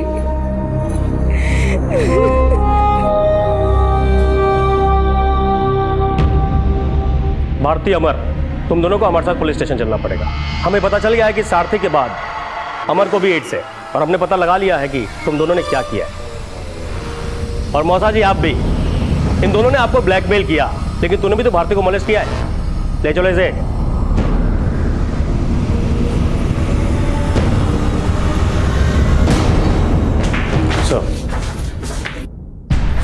माफ करना अमर, इनको बहुत कुछ पहले ही पता चल गया था, इसलिए हमको सब कुछ बताना पड़ा। झूठ मत बोल, बोल अमर शादी वाले दिन कहाँ गया था? बोल। ठीक है, ये पहन लो। यार हमको कोई पहचान लेगा तो हम कुछ ही करेंगे। डरो मत, कुछ नहीं होगा। पर तू आएगा कब? देखो, अगर हमको आने में देर हो जाए तुम शादी शुरू कर लेना, ठीक है ना? एक बात सुन लो, किसी को कुछ भी पता नहीं चलना चाहिए। चलो हम निकलते हैं। ठीक है, जल्दी आ जाना।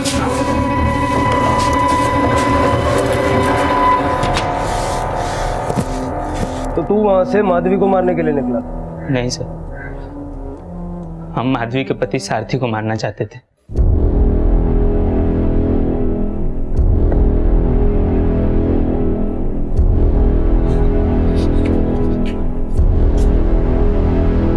देखो, हम यहाँ तुमको मारने के लिए नहीं आए, उस कमीना को मारने के लिए आए। पता कहाँ है? उन्हें मत मारना। कहाँ है? हम उसको मार देंगे तो तुम फिर से बेसहारा हो जाओगी ना, इसीलिए बचाना चाहती हो उसको। तुम्हारे इसी स्वार्थ के चक्कर में तुम्हारा बेटी का जिंदगी नरक बन गया। वो रोज रोज घुटती रही और तुम उसको नरक की आग में झोंकती रही। कायर कहीं की। हाँ, हम है कायर औरत। हमारा दिल जानता है कि हमने क्या क्या सहा। भारती 5 साल की थी जब उसका पहला बाप इस दुनिया को छोड़ के चला गया, हमें विधवा करके चला गया। हमारा इस दुनिया में कोई भी नहीं था, किसके आगे झोली में लाते। इस दुनिया में अकेली विधवा को नोश खाने के लिए हजारों भेड़ी है। सारथी ने तो हमसे शादी की, हमें छत दी, हमें सहारा दिया। तुम अभी भी उस कमीना का एहसान मान रही हो? हम जानते हैं उसने हमारी मजबूरी का फायदा उठाया, लेकिन हमारे पास और कोई रास्ता भी तो नहीं था। अगर हम उसका विरोध करते तो बाहर भी तो ठोकरें ही मिलती। इसलिए उसका अत्याचार सहने में ही हमने भलाई समझी। तो तू अपना मजबूरी अपना बेटी के ऊपर थोपती हैं? कैसन माँ हो तुम? तुम तो इस माँ का दर्द समझ ही नहीं सकते। यही रोना रो रो के तो अपना बेटी का मुस्कान छीन ली, तो उसी समय मार देना चाहिए था वो कमीना। लेकिन तुम नहीं मारी ना, वो काम करने के लिए आज हम यहाँ हैं। बताओ तुम्हारा पति कहाँ है? नहीं नहीं बेटा, मैं तुम्हारे आगे हाथ जोड़ती हूँ, उन्हें मत मारना। तुम अभी भी उस कमीना को बचाना चाहती हो? तू है तुम जैसी माँ पे? बता कहाँ पे? बता। नहीं। बता कहाँ पे? मुझे नहीं पता कि वो कहाँ पर है। बता। बता। नहीं। नहीं बताएगी? नहीं। बता, बोल रहे हैं ना? नहीं। नहीं बताओगी कहाँ है वो? नहीं। नहीं बताएगी?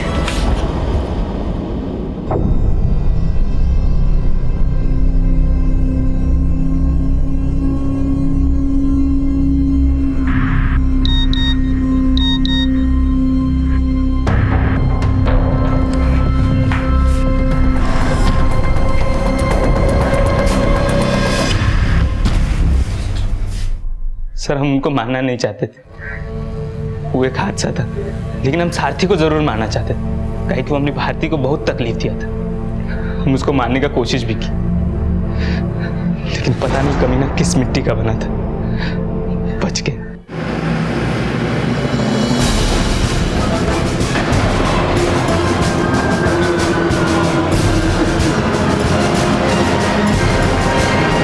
सर, हम जो भी किए, भले उसमें भारती की माँ की जान चली गई, लेकिन उनको भी तो एक न एक दिन मरना ही था, हमारी तरह। हमको एक बात का हमेशा पछतावा रहेगा कि हम भारती की जिंदगी में पहले क्यों नहीं है। हम उसको हर खुशी देना चाहते थे, लेकिन कुछ नहीं हो पाया, सब खत्म हो गया। पछतावा तो हमें रहेगा कि हमने क्यों वो सपने देखे जो अमर ने हमें दिखाए। हमारी जिंदगी तो हमेशा से ऐसी ही थी, तो फिर हमने क्यों साहस किया अमर से शादी करने का। जी लेते हम अपनी जिंदगी जिस हाल पे हमारे बाप ने हमें छोड़ दिया था। 16 साल की उम्र से सहे तो रहे थे हम।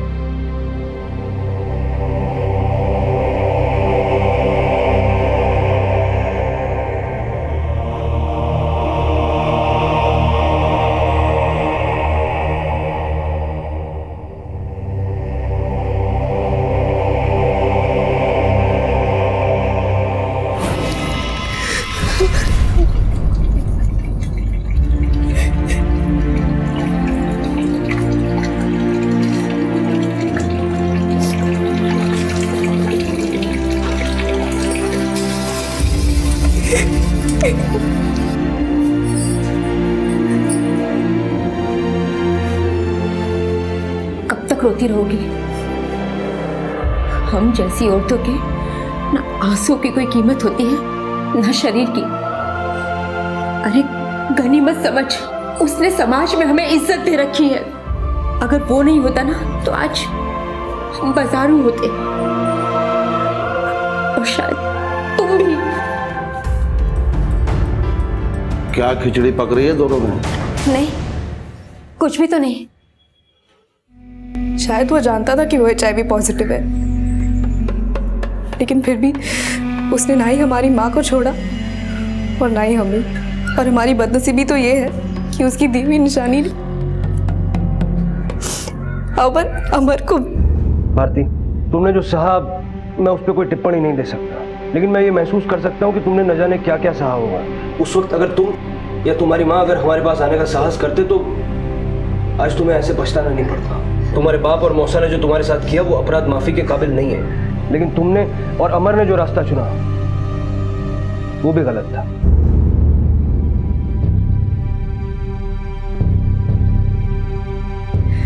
हमसे जाने अनजाने में कई भूल हो जाती है। हमें अक्सर हिंसा का बदला हिंसा से और गाली का बदला गाली से लेना ठीक लगता है। जहाँ पे हमें आवाज उठानी चाहिए वहाँ हम खामोश हो जाते हैं, और जहाँ हमें कदम से कदम मिला के साथ में चलने की जरूरत होती है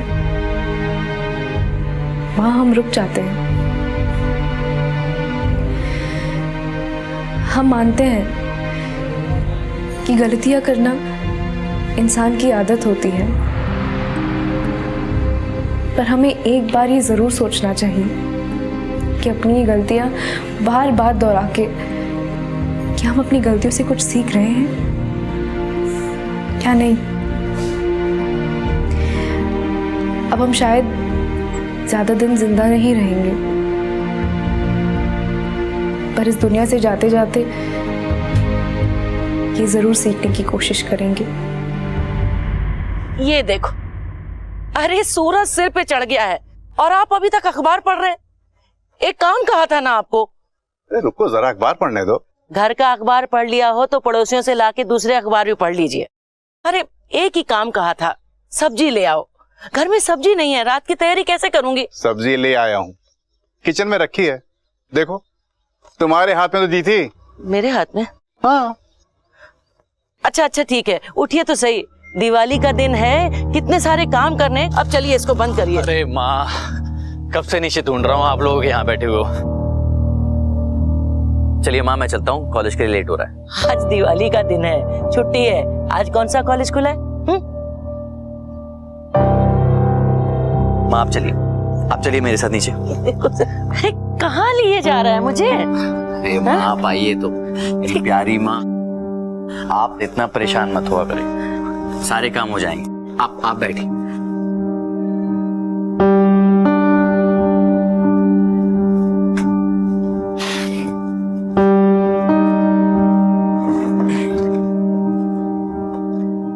हैप्पी दिवाली माँ। पर हैप्पी दिवाली। माँ दिवाली पिछले हफ्ते थी। अच्छा वो सब्जियां मैंने फ्रिज में रख दी हैं, आप चिंता मत कीजिएगा। तो कुछ भी याद नहीं रहता, ना घर की सब्जियां, ना दिवाली का दिन। हम लोग हैं ना आपको रिमाइंड कराने के लिए। हाँ, और छोटी सी तो परेशानी है आपकी, भूल जाने की, कितने लोगों को होती है। आप बस अपना ख्याल रखिए और खुश रहिए, बाकी सब ठीक हो जाएगा। अभी फिलहाल मुझे कॉलेज के लिए लेट हो रहा है तो जाना पड़ेगा। ख्याल रखिए।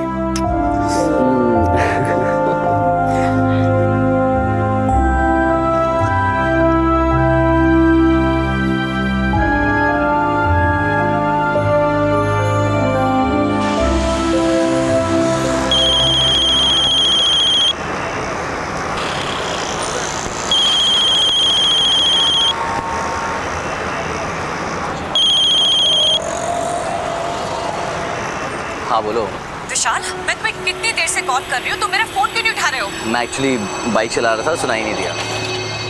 अच्छा मैं कॉलेज के लिए लेट हो रहा हूँ, can we talk later please? बहाने मत बनाओ विशाल, आई नो तुम मुझे अवॉइड कर रहे हो। मैं तुमसे मिलना चाहती हूँ, वो भी अभी। प्रीति देखो, तुम जो कहना चाहती हो वो हम पहले बहुत बार डिस्कस कर चुके हैं। तुम सच को एक्सेप्ट क्यों नहीं कर लेती? कैसे कर लूँ मैं एक्सेप्ट? इतना आसान है एक्सेप्ट करना? देखो Vishal, I am feeling very very stressed. तुम एक बार तो मुझसे मिल सकते हो ना, आखिरी बार। ओके, कॉलेज के बाद मिलते हैं।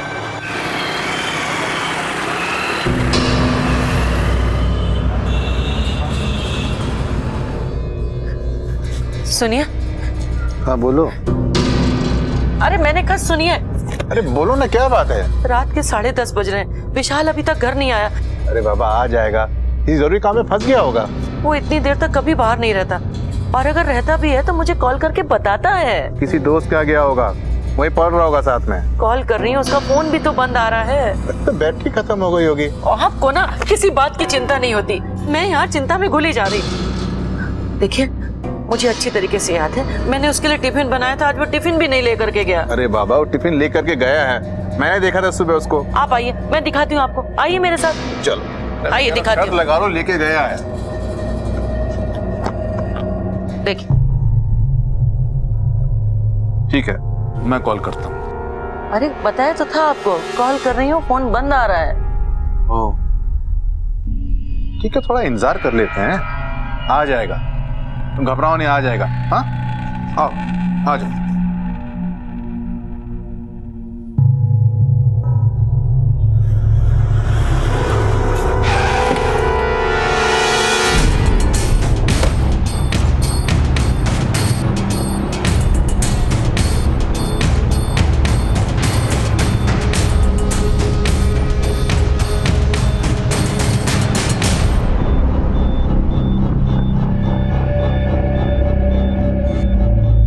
सर, बॉडी के पास से ये चूड़ियां भी मिली हैं। इसके होंठों को देखो यादव, इसके होंठों पर लिपस्टिक के निशान है। मरने से पहले बहुत हाथापाई की गई है इसके साथ। इसका गला घोंट कर इसे मारा गया है।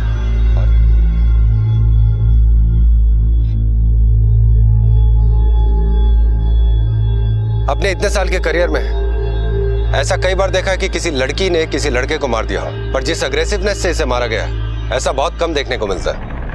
सर, हो सकता है कि इसने किसी लड़की का रेप करने की कोशिश की हो, या ये भी हो सकता है कि किसी लड़की ने कुछ लड़कों की मदद से इसे मार दिया।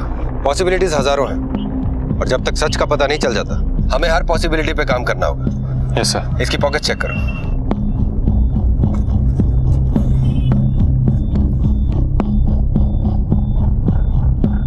सर, ये रही इसकी आईडी।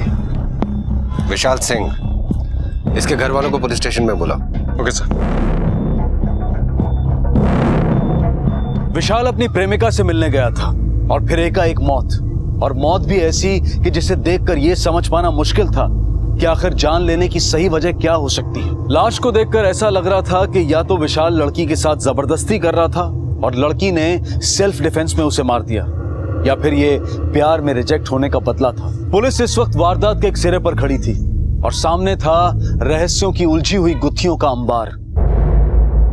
पुलिस ने हमें यहाँ क्यों बुलाया है? कहीं ऐसा तो नहीं कि हमारा विशाल किसी मुसीबत में? नहीं नहीं शांति, ऐसा कुछ भी नहीं है। तुम बिल्कुल ऐसा मत सोचो। हाँ, सब ठीक हो जाएगा।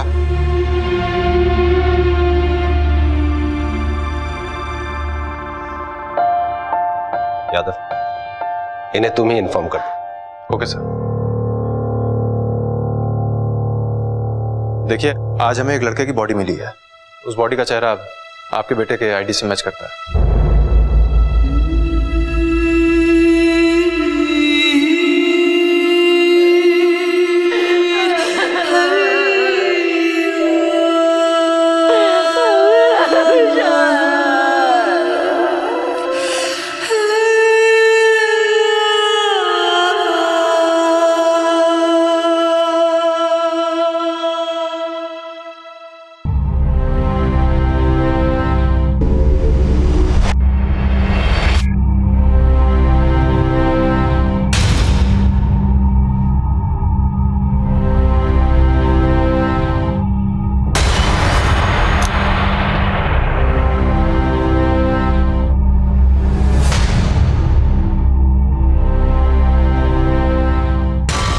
तुमने मुझे रिजेक्ट किया ना, go to hell. I don't need you anymore.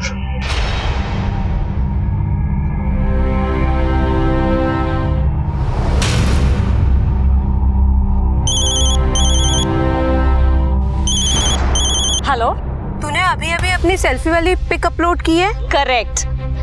Bye the वे, कैसी लग रही हूँ मैं? कम से कम एक लाइक तो कर दे। तुम्हें लगता है विशाल के बारे में नहीं पता है? Vishal by the way, he is history to me now. अब मैं लाइफ में बहुत आगे बढ़ चुकी हूँ, इसलिए उसकी बात मेरे सामने मत करो। विशाल की डेथ हो चुकी है, उसे किसी ने मार दिया है। सर, विशाल का सेल फोन, कुछ खास पता चला इससे? मैंने इस फोन की कॉल हिस्ट्री चेक की है सर। विशाल को ज्यादातर कॉल्स उसके पेरेंट्स ने और उसके दोस्तों ने किया है, जबकि एक नंबर ऐसा भी है जिससे पिछले कुछ दिनों से हर रोज 20 से 25 कॉल्स आते थे। और वो नंबर किसी लड़की का है? हाँ सर, प्रीति वर्मा। इस नंबर से रिलेटेड और कोई खास बात? सर, प्रीति ने इतनी बार कॉल किया, लेकिन इसने केवल 2 या 3 कॉल्स ही रिसीव किए। यानी विशाल इस प्रीति को अवॉइड कर रहा था। जिस दिन विशाल का मर्डर हुआ उस दिन की सुबह ही विशाल ने प्रीति से लगभग 1 मिनट बात की है। और सर एक बात और, विशाल के फोन में प्रीति नाम के इस फोल्डर में ये सारी पिक्स मिली। सर 1 मिनट सर, एक फोटो पीछे से।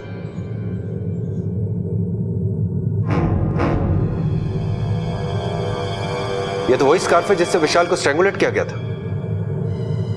जिस दिन विशाल का मर्डर हुआ उस दिन विशाल ने प्रीति का फोन उठाया और उनकी उस दिन बात भी हुई, लेकिन मर्डर के बाद इस नंबर से एक भी कॉल नहीं आया। एड्रेस पता करो इसका। सर, हमने प्रीति के नंबर से उसका एड्रेस भी निकाल लिया है। अब आगे की कहानी ये प्रीति ही बताएगी।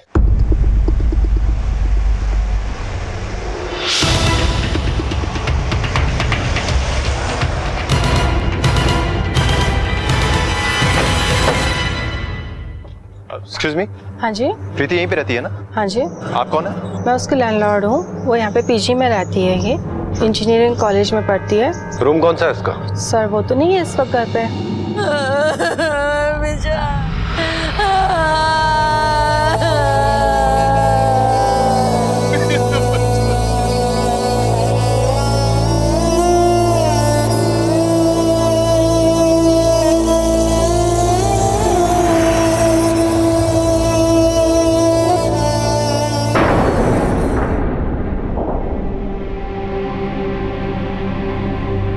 प्रीति,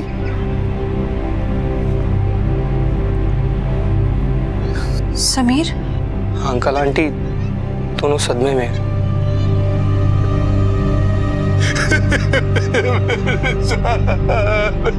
अंकल अंकल, मुझे अभी अभी विशाल के बारे में पता लगा। आप प्लीज मत रोइए, प्लीज अंकल। प्रीति, तुम्हें हमारे साथ पुलिस स्टेशन चलना होगा।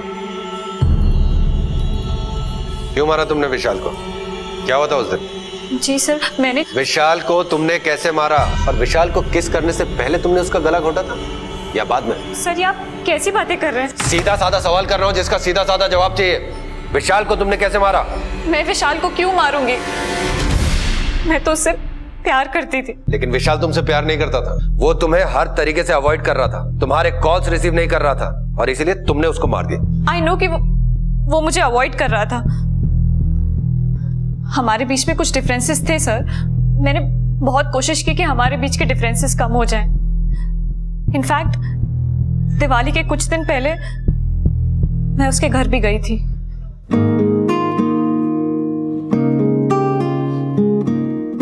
अरे अरे प्रीति, क्या कर रही है? सब छोड़ दे। अरे देख, अभी और बहुत सारे काम पड़े घर में, रंगोली भी बनानी है। हाँ नीचे। अरे बस बस मम्मी, इस फैन के साथ साथ घर का सफाई मिशन भी पूरा हो जाएगा। उसके बाद हॉल में जाके रंगोली बना लेंगे। तेरे आने से मुझे कितनी सहूलियत हो गई है। देखना, प्रीति के आने से घर में कितनी रौनक आ गई है। हाँ माँ। प्रीति तुम नीचे उतरो। माँ वो कुछ जरूरी काम था तो तुम हम लोग होके आते हैं थोड़ा। अच्छा अच्छा। हाँ बस हम अभी आते हैं माँ। ठीक है? ठीक। बोलो, यहाँ क्यों लाए? क्योंकि मैं अपनी माँ के सामने तुमसे बातचीत नहीं करना चाहता था। एंड टू बी ऑनेस्ट, मैं नहीं चाहता कि तुम अब मेरी माँ से मिलो भी कभी।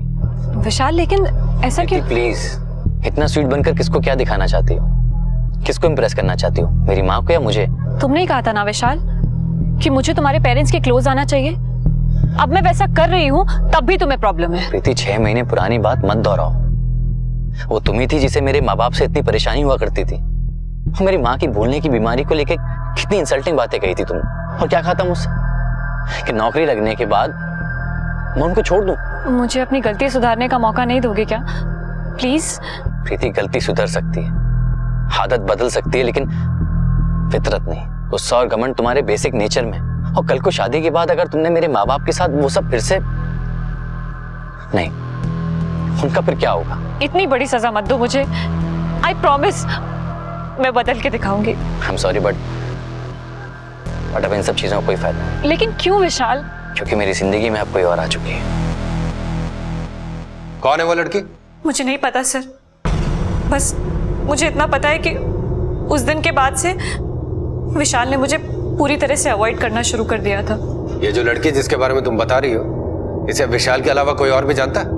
हाँ, शायद समीर को पता होगा। ये समीर कौन है? समीर विशाल का बहुत ही क्लोज फ्रेंड है। हम समीर से पूछताछ करेंगे, लेकिन तब तक तुम पुलिस हिरासत में रहो। सर लेके जाओ। मैंने कुछ नहीं किया सर। सर मैंने विशाल को नहीं मारा है। ये क्या कर रहे हैं आप?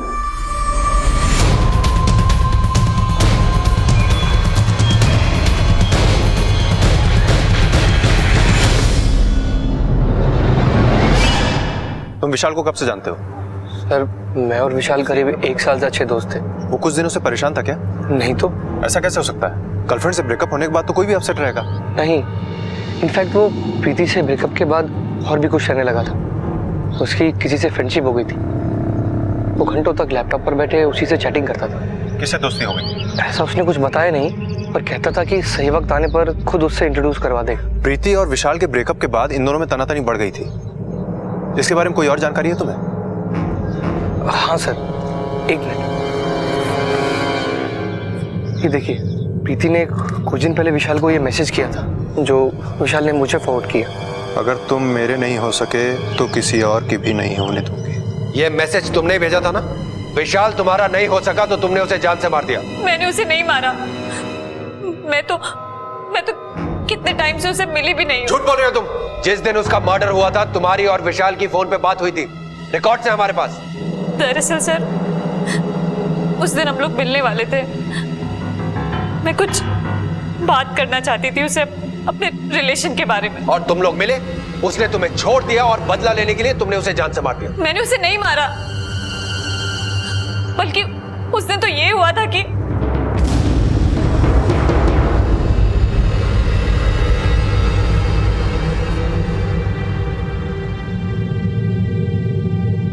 तो जिस दिन विशाल का कत्ल हुआ उस दिन तुम मनवा भान टेकरी पर उसका इंतजार कर रहे थे। किसी ने तुम्हें देखा होगा वहां पर इंतजार करते हुए? जहां हम लोग मिलते थे वहां नॉर्मली बहुत कम लोग आते थे। Very convenient. तुमने इंटेंशनली एक ऐसी जगह चुनी जहां पर कोई आता जाता नहीं है। मुझे एक आइसोलेटेड जगह चाहिए थी। ये हमें विशाल की बॉडी से मिला। ये मर्डर वेपन है। इससे विशाल को स्ट्रैंगुलेट करके मारा गया था। ये तुम्हारे ही है ना? देखो। हाँ, लेकिन ये तो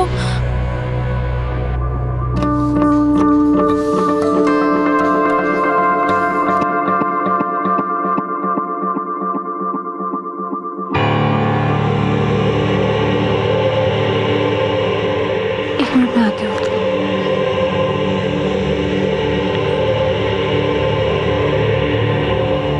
प्रीति, क्या ढूंढ रही है? मेरा स्कार्फ पता नहीं मिल नहीं रहा। तुम लोगों ने देखा क्या? मेरा स्कार्फ यहाँ रखा था। एक और कन्वीनियंट स्टोरी। प्रीति, प्रॉब्लम यह है कि मैं चाहकर भी तुम्हारी बातों पर विश्वास नहीं कर सकता। तुम्हारे पास मर्डर करने का मोटिव है। मर्डर लोकेशन पे ना होने का कोई एविडेंस नहीं है। सारे सबूत तुम्हारे खिलाफ है। अब सिर्फ गुनाह कबूल करने की देरी है। तो बताओ, क्यों मारा तुमने विशाल को? Sir, I really loved him a lot. मैं क्यों मारूंगी उसको? अगर मैंने उसे मारा ही होता तो ये स्कार्फ क्यों छोड़ा होता मैंने वहां पे? प्यार, पैशन, मोहब्बत, ये इंसान से बड़े बड़े गुनाह करवाते हैं, लेकिन हर गुनहगार कोई ना कोई गलती जरूर करता है। वही गलती तुम भी कर बैठी प्रीति। पुलिस की नजर में प्रीति हर लिहाज से विशाल की मौत के लिए जिम्मेदार थी। हालात भी उसी की तरफ इशारा कर रहे थे। लेकिन फिर भी प्रीति ने ही विशाल को मारा है, इस बात का कोई भी ठोस सबूत नहीं मिल रहा था। वो भी तब जब यह बात सामने आई कि विशाल की जिंदगी में प्रीति को छोड़ने के बाद भी कोई आया था। कौन था ये व्यक्ति? क्या इस व्यक्ति का विशाल की मौत से कोई संबंध था? जिस काफ से विशाल का गला घोटा गया था वो प्रीति का ही था, लेकिन प्रीति के अनुसार वो उसी रोज सुबह उस काफ को खो चुकी थी। इन सभी तथ्यों के पीछे कोई तो था। कौन था वो?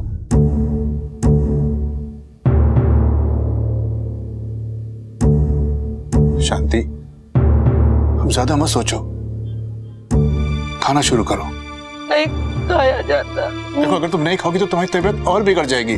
क्या फर्क पड़ता है? अरे जीने की इच्छा ही किसे है? मेरी जिंदगी मेरी बेटी से थी, जब वो ही नहीं तो मैं किसके लिए जीऊं? शांति, शांति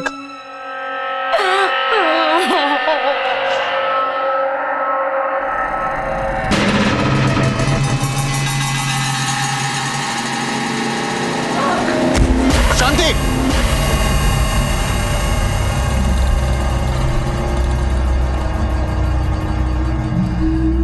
मैंने जो दवाइयां लिख करके दी हैं आपको शांति देवी को रेगुलरली देते रहिए। शांति, आप लेटे रहिए। हाँ, आपको आराम की जरूरत है। हाँ, आराम करो, आराम करो। क्या क्या हुआ था? कुछ नहीं, डॉक्टर साहब कह रहे हैं कि तुम्हें खाली कमजोरी की वजह से चक्कर आ गया था। वैसे घबराने की कोई बात नहीं, सब ठीक है, बस तुम खाती पीती रहो। अच्छा बाबा, ठीक है, सब खा लूंगी। लेकिन सुनो, ये ना चक्कर वाली बात विशाल को मत बताना, नहीं तो बहुत गुस्सा करेगा मेरे ऊपर। सर, दूसरी लड़की का नाम शीतल जैन है।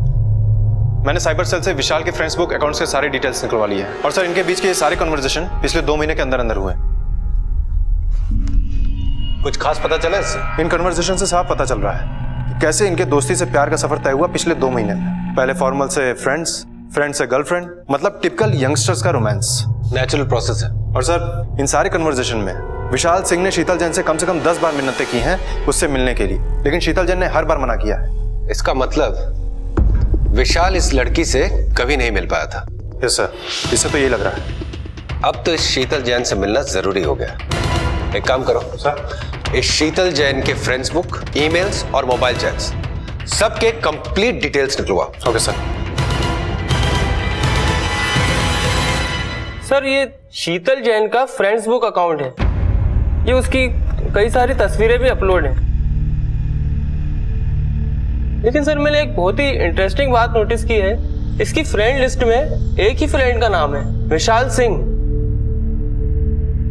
ये तो बड़ी अजीब बात है। बड़ी अजीब लड़की होगी ये। सर, ये अकाउंट और फोटो अलग अलग साइबर कैफे से अपलोड किए गए हैं, इसलिए सर इसका आईपी एड्रेस पता लगाना थोड़ा मुश्किल होगा। फिर भी सर हम कोशिश करेंगे।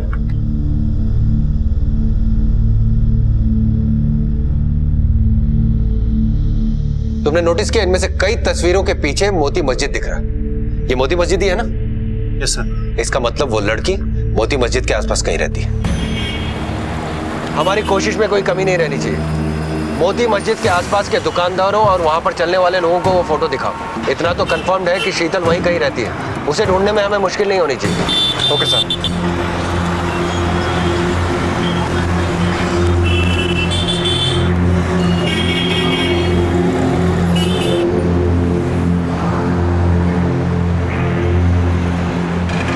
यादव, तुम उस तरफ पूछो, मैं इस तरफ पूछता हूँ। Okay sir, come on.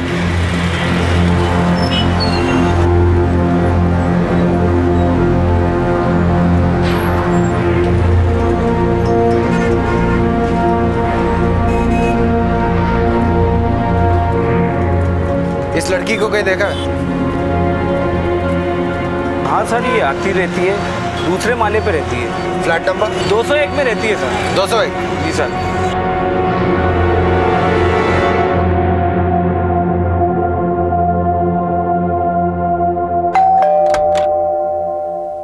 Sheetal Jain?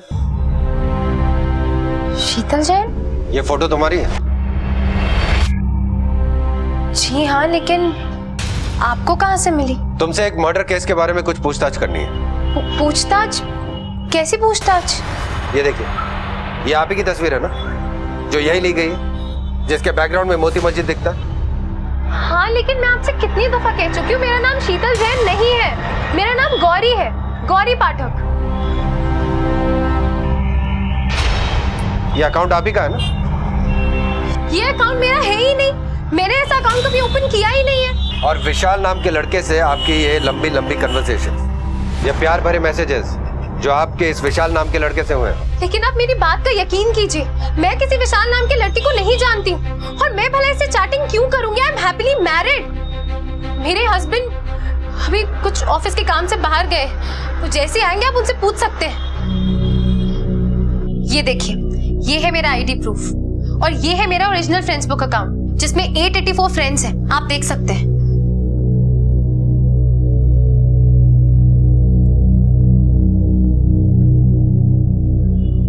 Hello, हाँ कुरैशी, मुझे अर्जेंटली एक इन्फॉर्मेशन चाहिए। 2 नाम नोट करो, शीतल जैन, गौरी पाठक। इन दोनों नाम के फ्रेंड्स बुक अकाउंट की कंप्लीट डिटेल्स चाहिए मुझे। Thank you Qureshi. विशाल नाम का कोई लड़का नहीं है, जबकि दोनों ही अकाउंट में तुम्हारी तस्वीर है, वो भी एक जैसी। वही तो मुझे समझ में नहीं आ रहा कि किसने मेरे साथ इतना भद्दा मजाक किया है। हाँ कुरैशी। सर, शीतल जैन के फ्रेंड्स बुक अकाउंट में जो फोटो अपलोड हुआ है वो गौरी पाठक के कंप्यूटर से नहीं हुआ है, बल्कि सर हमने गौरी पाठक और शीतल जैन दोनों के अकाउंट में एक बहुत ही खास डिफरेंस नोटिस किया है। सर, जब भी गौरी पाठक ने कोई फोटो अपलोड किया है, ठीक उसके अगले ही दिन फेक अकाउंट में भी वही फोटो अपलोड हुआ है। इसका मतलब कोई बहुत क्लोजली इनके अकाउंट को फॉलो कर रहा है। ठीक है, थैंक यू कुरैशी। सब तस्वीरें सेम है, ये देख रहे हो? ओरिजिनल अकाउंट में जो फोटो है वही फेक अकाउंट में पहले यहां अपलोड की जाती, फिर इसमें। ठीक, गौरी जी, आपकी ये फोटो ओरिजिनल अकाउंट में नहीं है। इसका मतलब ये फोटो बिना ओरिजिनल अकाउंट से कॉपी किए हुए डायरेक्टली फेक अकाउंट में अपलोड किया गया है। किसने खींचा ये फोटो? वो मेरे हस्बैंड ने, अरुण ने। तो फिर ये फोटो फेक अकाउंट में कैसे पहुंची? आप कहना क्या चाह रहे हैं? देखिए, आप मेरी बात का जो मतलब निकालना चाहे निकाल सकती हैं। आपने कहा आपके हस्बैंड बाहर गए हुए हैं, उन्हें फौरन बुलाइए। कहीं आप मेरे हस्बैंड पर तो शक नहीं कर रहे हैं ना? हम एक बहुत ही इंपॉर्टेंट केस की इन्वेस्टिगेशन कर रहे हैं, और इस वक्त हमें आपके हस्बैंड से पूछताछ करनी है। जो मैं कह रहा हूं वो कीजिए, बुलाइए उनको।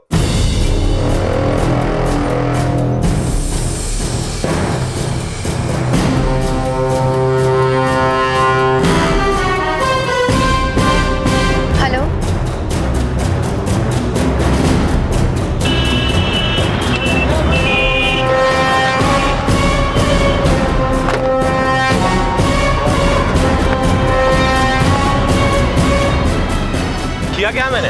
अरुण पाठक तुम ही हो ना? हाँ, गौरी पाठक के हस्बैंड। तुम्हें मेरे साथ पुलिस स्टेशन चलना होगा। प्रीति की जांच पड़ताल के बाद पुलिस को किसी शीतल जैन का सुराग मिला, उसकी तस्वीरें मिली, विशाल के साथ उसकी लंबी बातचीत का ब्यौरा मिला। लेकिन जब खुद शीतल मिली तो वो शीतल नहीं बल्कि गौरी निकली। गौरी पाठक, एक विवाहित महिला। गौरी खुद अपने अपराध से अनजान थी। जाहिर था कि कोई उसके नाम का इस्तेमाल करके इंटरनेट पर विशाल से दोस्ती बढ़ा रहा था। इस अपराधी ने विशाल की जान तो ली ही थी, साथ ही कई बेगुनाहों को फंसाने की साजिश भी रची थी। शीतल यानी गौरी की तमाम तस्वीरों में एक तस्वीर ऐसी भी थी जिसके बारे में सिर्फ उसका पति अरुण जानता था। तो क्या वो इस अपराध में शामिल था? देखिए, आपने जितनी भी बातें मुझे बताई हैं इसके बारे में मुझे कुछ पता नहीं था। I really don't know about this fake account, और ना ही मैं किसी ये विशाल नाम के लड़के को जानता हूँ। आप लोगों से केस सॉल्व तो हो नहीं रहा, तो आप लोग को चाहिए एक स्केपगोट, ताकि उसे मुजरिम बना के आप लोग उसे जेल में डाल सके और मेडल ले सके। स्केपगोट तो तुमने अपनी वाइफ को बनाया, उसे मर्डर केस में फंसा के। क्या गौरी ने तुम्हें शादी के लिए प्रेशराइज किया था, या कोई चक्कर वक्कर चल रहा है तुम्हारा? जी नहीं। तो फिर अपनी वाइफ को मर्डर केस में फंसाने की कोशिश क्यों कर रहे हो? बोलो, तुमने विशाल को क्यों मारा? क्या दुश्मनी थी तुम्हारी उससे? आप लोग क्या बोल रहे हैं, मुझे कुछ समझ में नहीं आ रहा है। तुमने पहले विशाल के मर्डर का फुल प्रूफ प्लान बनाया, फिर अपनी वाइफ का शीतल जैन नाम से एक फेक फ्रेंड्स बुक अकाउंट खोला, और अपने वाइफ के ओरिजिनल अकाउंट से उस फेक अकाउंट पर पिक्चर्स अपलोड की। ईमेल से चैट करके तुमने विशाल को शीतल जैन यानी अपनी वाइफ का दीवाना बना दिया, और फिर उसका मर्डर कर दिया। और मर्डर करके ऐसे इजी क्लूज छोड़ दिए कि पुलिस आसानी से तुम्हारी वाइफ तक पहुंच जाए। तुमने फेक अकाउंट में एक ऐसी पिक्चर अपलोड कर दी जो तुम्हारे वाइफ के ओरिजिनल अकाउंट में नहीं थी, जो तुम्हारे मोबाइल फोन से खींची हुई थी और मोबाइल फोन से ही अपलोड की गई थी। क्या 1 मिनट मुझे वो फोटो दिखाएंगे प्लीज? अरे बस ऐसे ही रहना, ऐसे ही रहना, हिलना मत, हिलना मत। क्यों, क्या हुआ? बहुत कमाल की लग रही हो, इसी बात पे एक फोटो तो बनती है। जस्ट स्टे दैट वे, बहुत अच्छे लग रहे हो। अब मुझे याद है, ये पिक तो मैंने ही ली थी। और फिर गलती से तुमने उसे फेक अकाउंट में डाल दिया, यही बात है ना? या कोई और कहानी बनाने की सोच रहे हो? जी नहीं, ऐसी कोई बात नहीं है। मुझे याद है उन दिनों मेरा फोन खराब था तो मैं सोनू का फोन यूज कर रहा था। ये तस्वीर मैंने उसी के फोन से ली थी। ये सोनू कौन है? तो इस सोनू ने गौरी के ओरिजिनल फेसबुक अकाउंट से फोटो कॉपी की और उन्हें शीतल जैन नाम के फेक अकाउंट में अपलोड किया। विशाल गौरी की इस फेक अकाउंट वाले फोटोग्राफ्स को देखकर उससे प्यार करने लग जाता है। वो ये नहीं जानता था कि जिससे वो प्यार कर रहा है वो शीतल जैन नहीं, गौरी, और गौरी इन सब बातों से अनजान। सर उम्मीद करता हूँ कि इस बार हम लोग सही दिशा में आगे बढ़ रहे हैं। इस केस में शक सिर्फ एक से दूसरे की तरफ जा रहा है। इन्वेस्टिगेशन सिर्फ दौड़ रही है, कहीं पहुंच नहीं रही है। सर पहले हम सोनू से मिलते हैं, क्या पता सोनू फिर से कोई नया सस्पेक्ट सामने ले आए।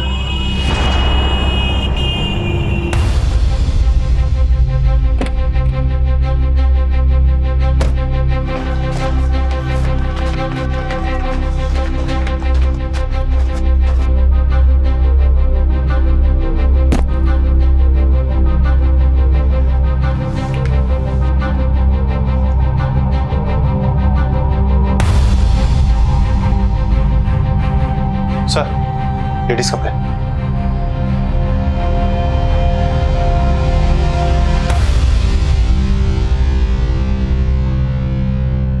वो लड़की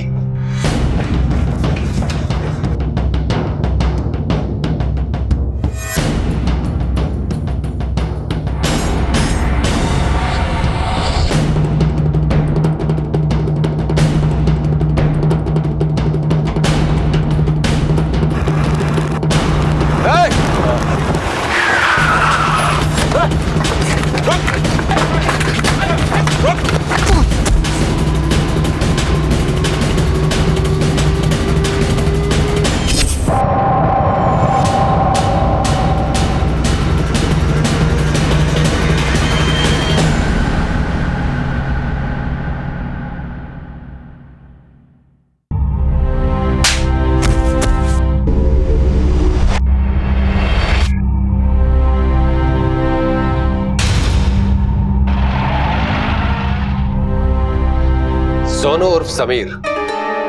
देखिए, मेरे कजन अरुण और मेरी भाभी गौरी का इन सब में कुछ भी लेना देना नहीं है।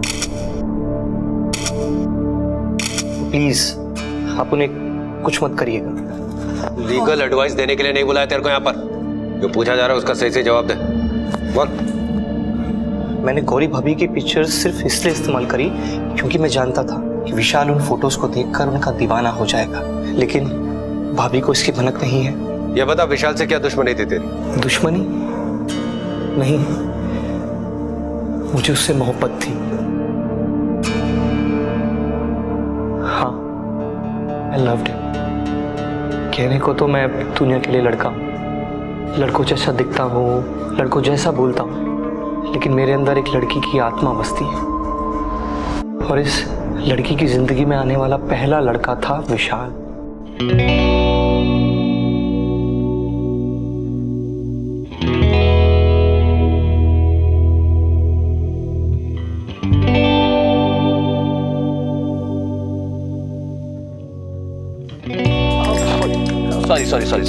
Sorry. No problem. Hi. Sameer.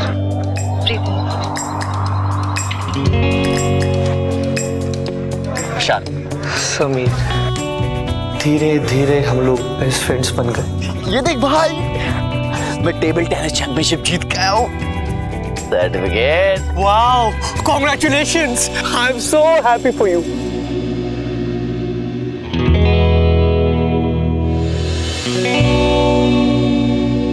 मैं चाहकर भी विशाल के सामने अपनी फीलिंग्स एक्सप्रेस नहीं कर पाया। बस मन ही मन समीर बनकर कई सपने बुनते रहा। उसे पाने के लिए पहले प्रीति को उसकी जिंदगी से निकालना जरूरी था। मैं जानता था कि प्रीति विशाल के पेरेंट्स को पसंद नहीं करती और उन दोनों के बीच में विशाल की माँ की बीमारी को लेकर कई लड़ाई झगड़े लगे रहते। मैंने इसी चीज का फायदा उठाया और वहीं से मैंने विशाल के दिमाग को पॉल्यूट करने की शुरुआत करी।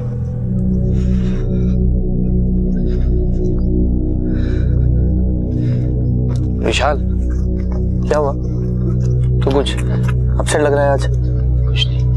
कहने को तो तुम मुझे अपना बेस्ट फ्रेंड बोलते हो ना, और अपने फ्रेंड से अपनी प्रॉब्लम शेयर नहीं करते। अच्छा, जरूर प्रीति ने तुमसे झगड़ा किया होगा। हाँ विशाल, एक बात कहूं तुमसे, प्रीति ना तुम्हारे लायक बिल्कुल भी नहीं है। हाँ, she is so arrogant and insensitive. अभी कल ही की बात है, वो अपने फ्रेंड्स के सामने तुम्हारी मदर के बारे में नहीं, जस्ट लीव इट। क्या बोला समीर? क्या बोलना? चुप क्यों हो गया? मैं तुम्हें हर्ट नहीं करना चाहता, लेकिन वो तुम्हारी मदर की बीमारी के बारे में जोक्स कर रही थी। हाँ, सब लोग हंस रहे थे। मुझे सच में बहुत बुरा लगा। अच्छा हाँ, मुझे ना एक काम याद आ गया, तो मैं तुमसे बाद में आके मिलता हूँ।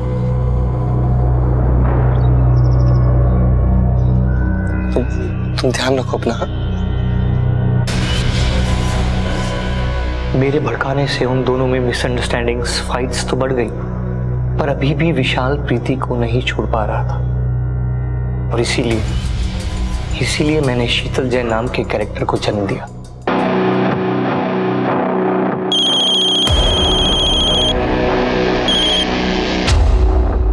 हेलो शीतल, मैंने इसलिए फोन किया था कि मैं आज प्रीति से आखिरी बार मिलने जा रहा हूँ। नहीं, तुम्हें प्रीति से नहीं मिलना चाहिए।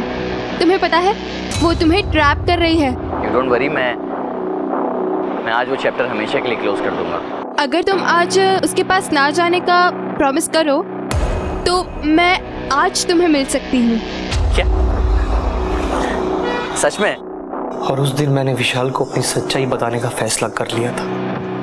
अगर वो मुझे एक्सेप्ट कर लेता तो ठीक था, वरना प्रीति के स्कार्फ से उसका गला घोट देता, जो मैंने कुछ दिन पहले ही चुराया था। मेरा स्कार्फ पता नहीं मिल नहीं रहा। तुम लोगों ने देखा क्या? मेरा स्कार्फ यहाँ रखा था।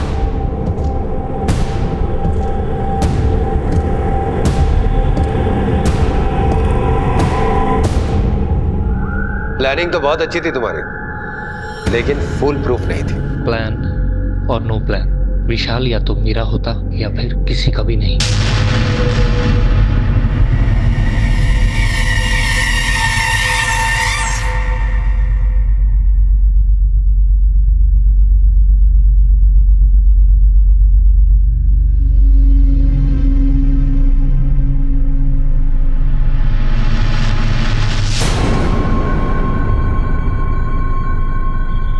शीतल,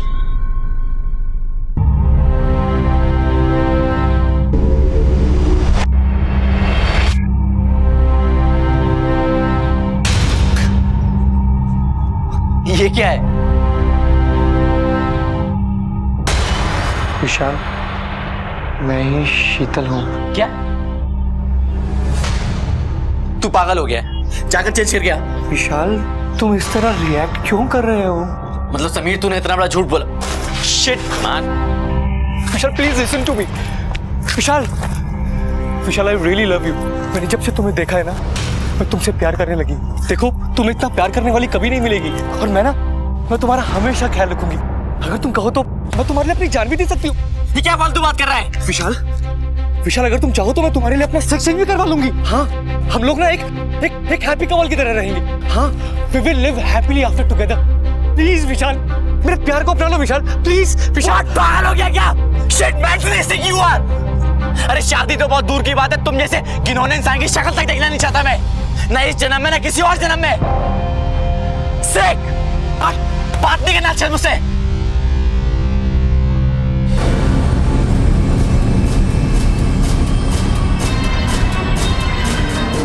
अगर विशाल मान गया होता तो हम लोग इस दुनिया के सबसे हैप्पी कपल होते।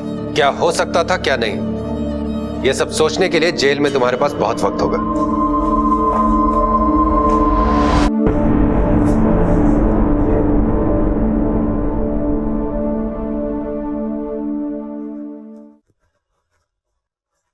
सुनिए जी, हाँ मैं क्या कह रही हूँ कि आजकल ना मुझे पता नहीं क्यों कुछ अजीब सा लग रहा है। क्यों?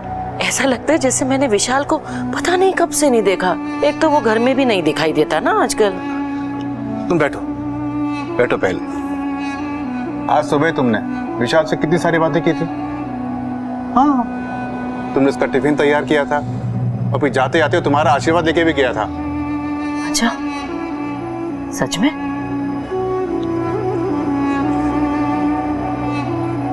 सुनो, तुम फटाफट खाना तैयार करो। आज तुम विशाल की पसंदीदा मटर पनीर सब्जी बना रही हो ना? हाँ। चलो चलो, फिर देर हो जाएगी। हाँ, जल्दी जल्दी बनाती हूँ, नहीं तो कहेगा कि मम्मी जल्दी जल्दी खाना दो, भूख लग रही है।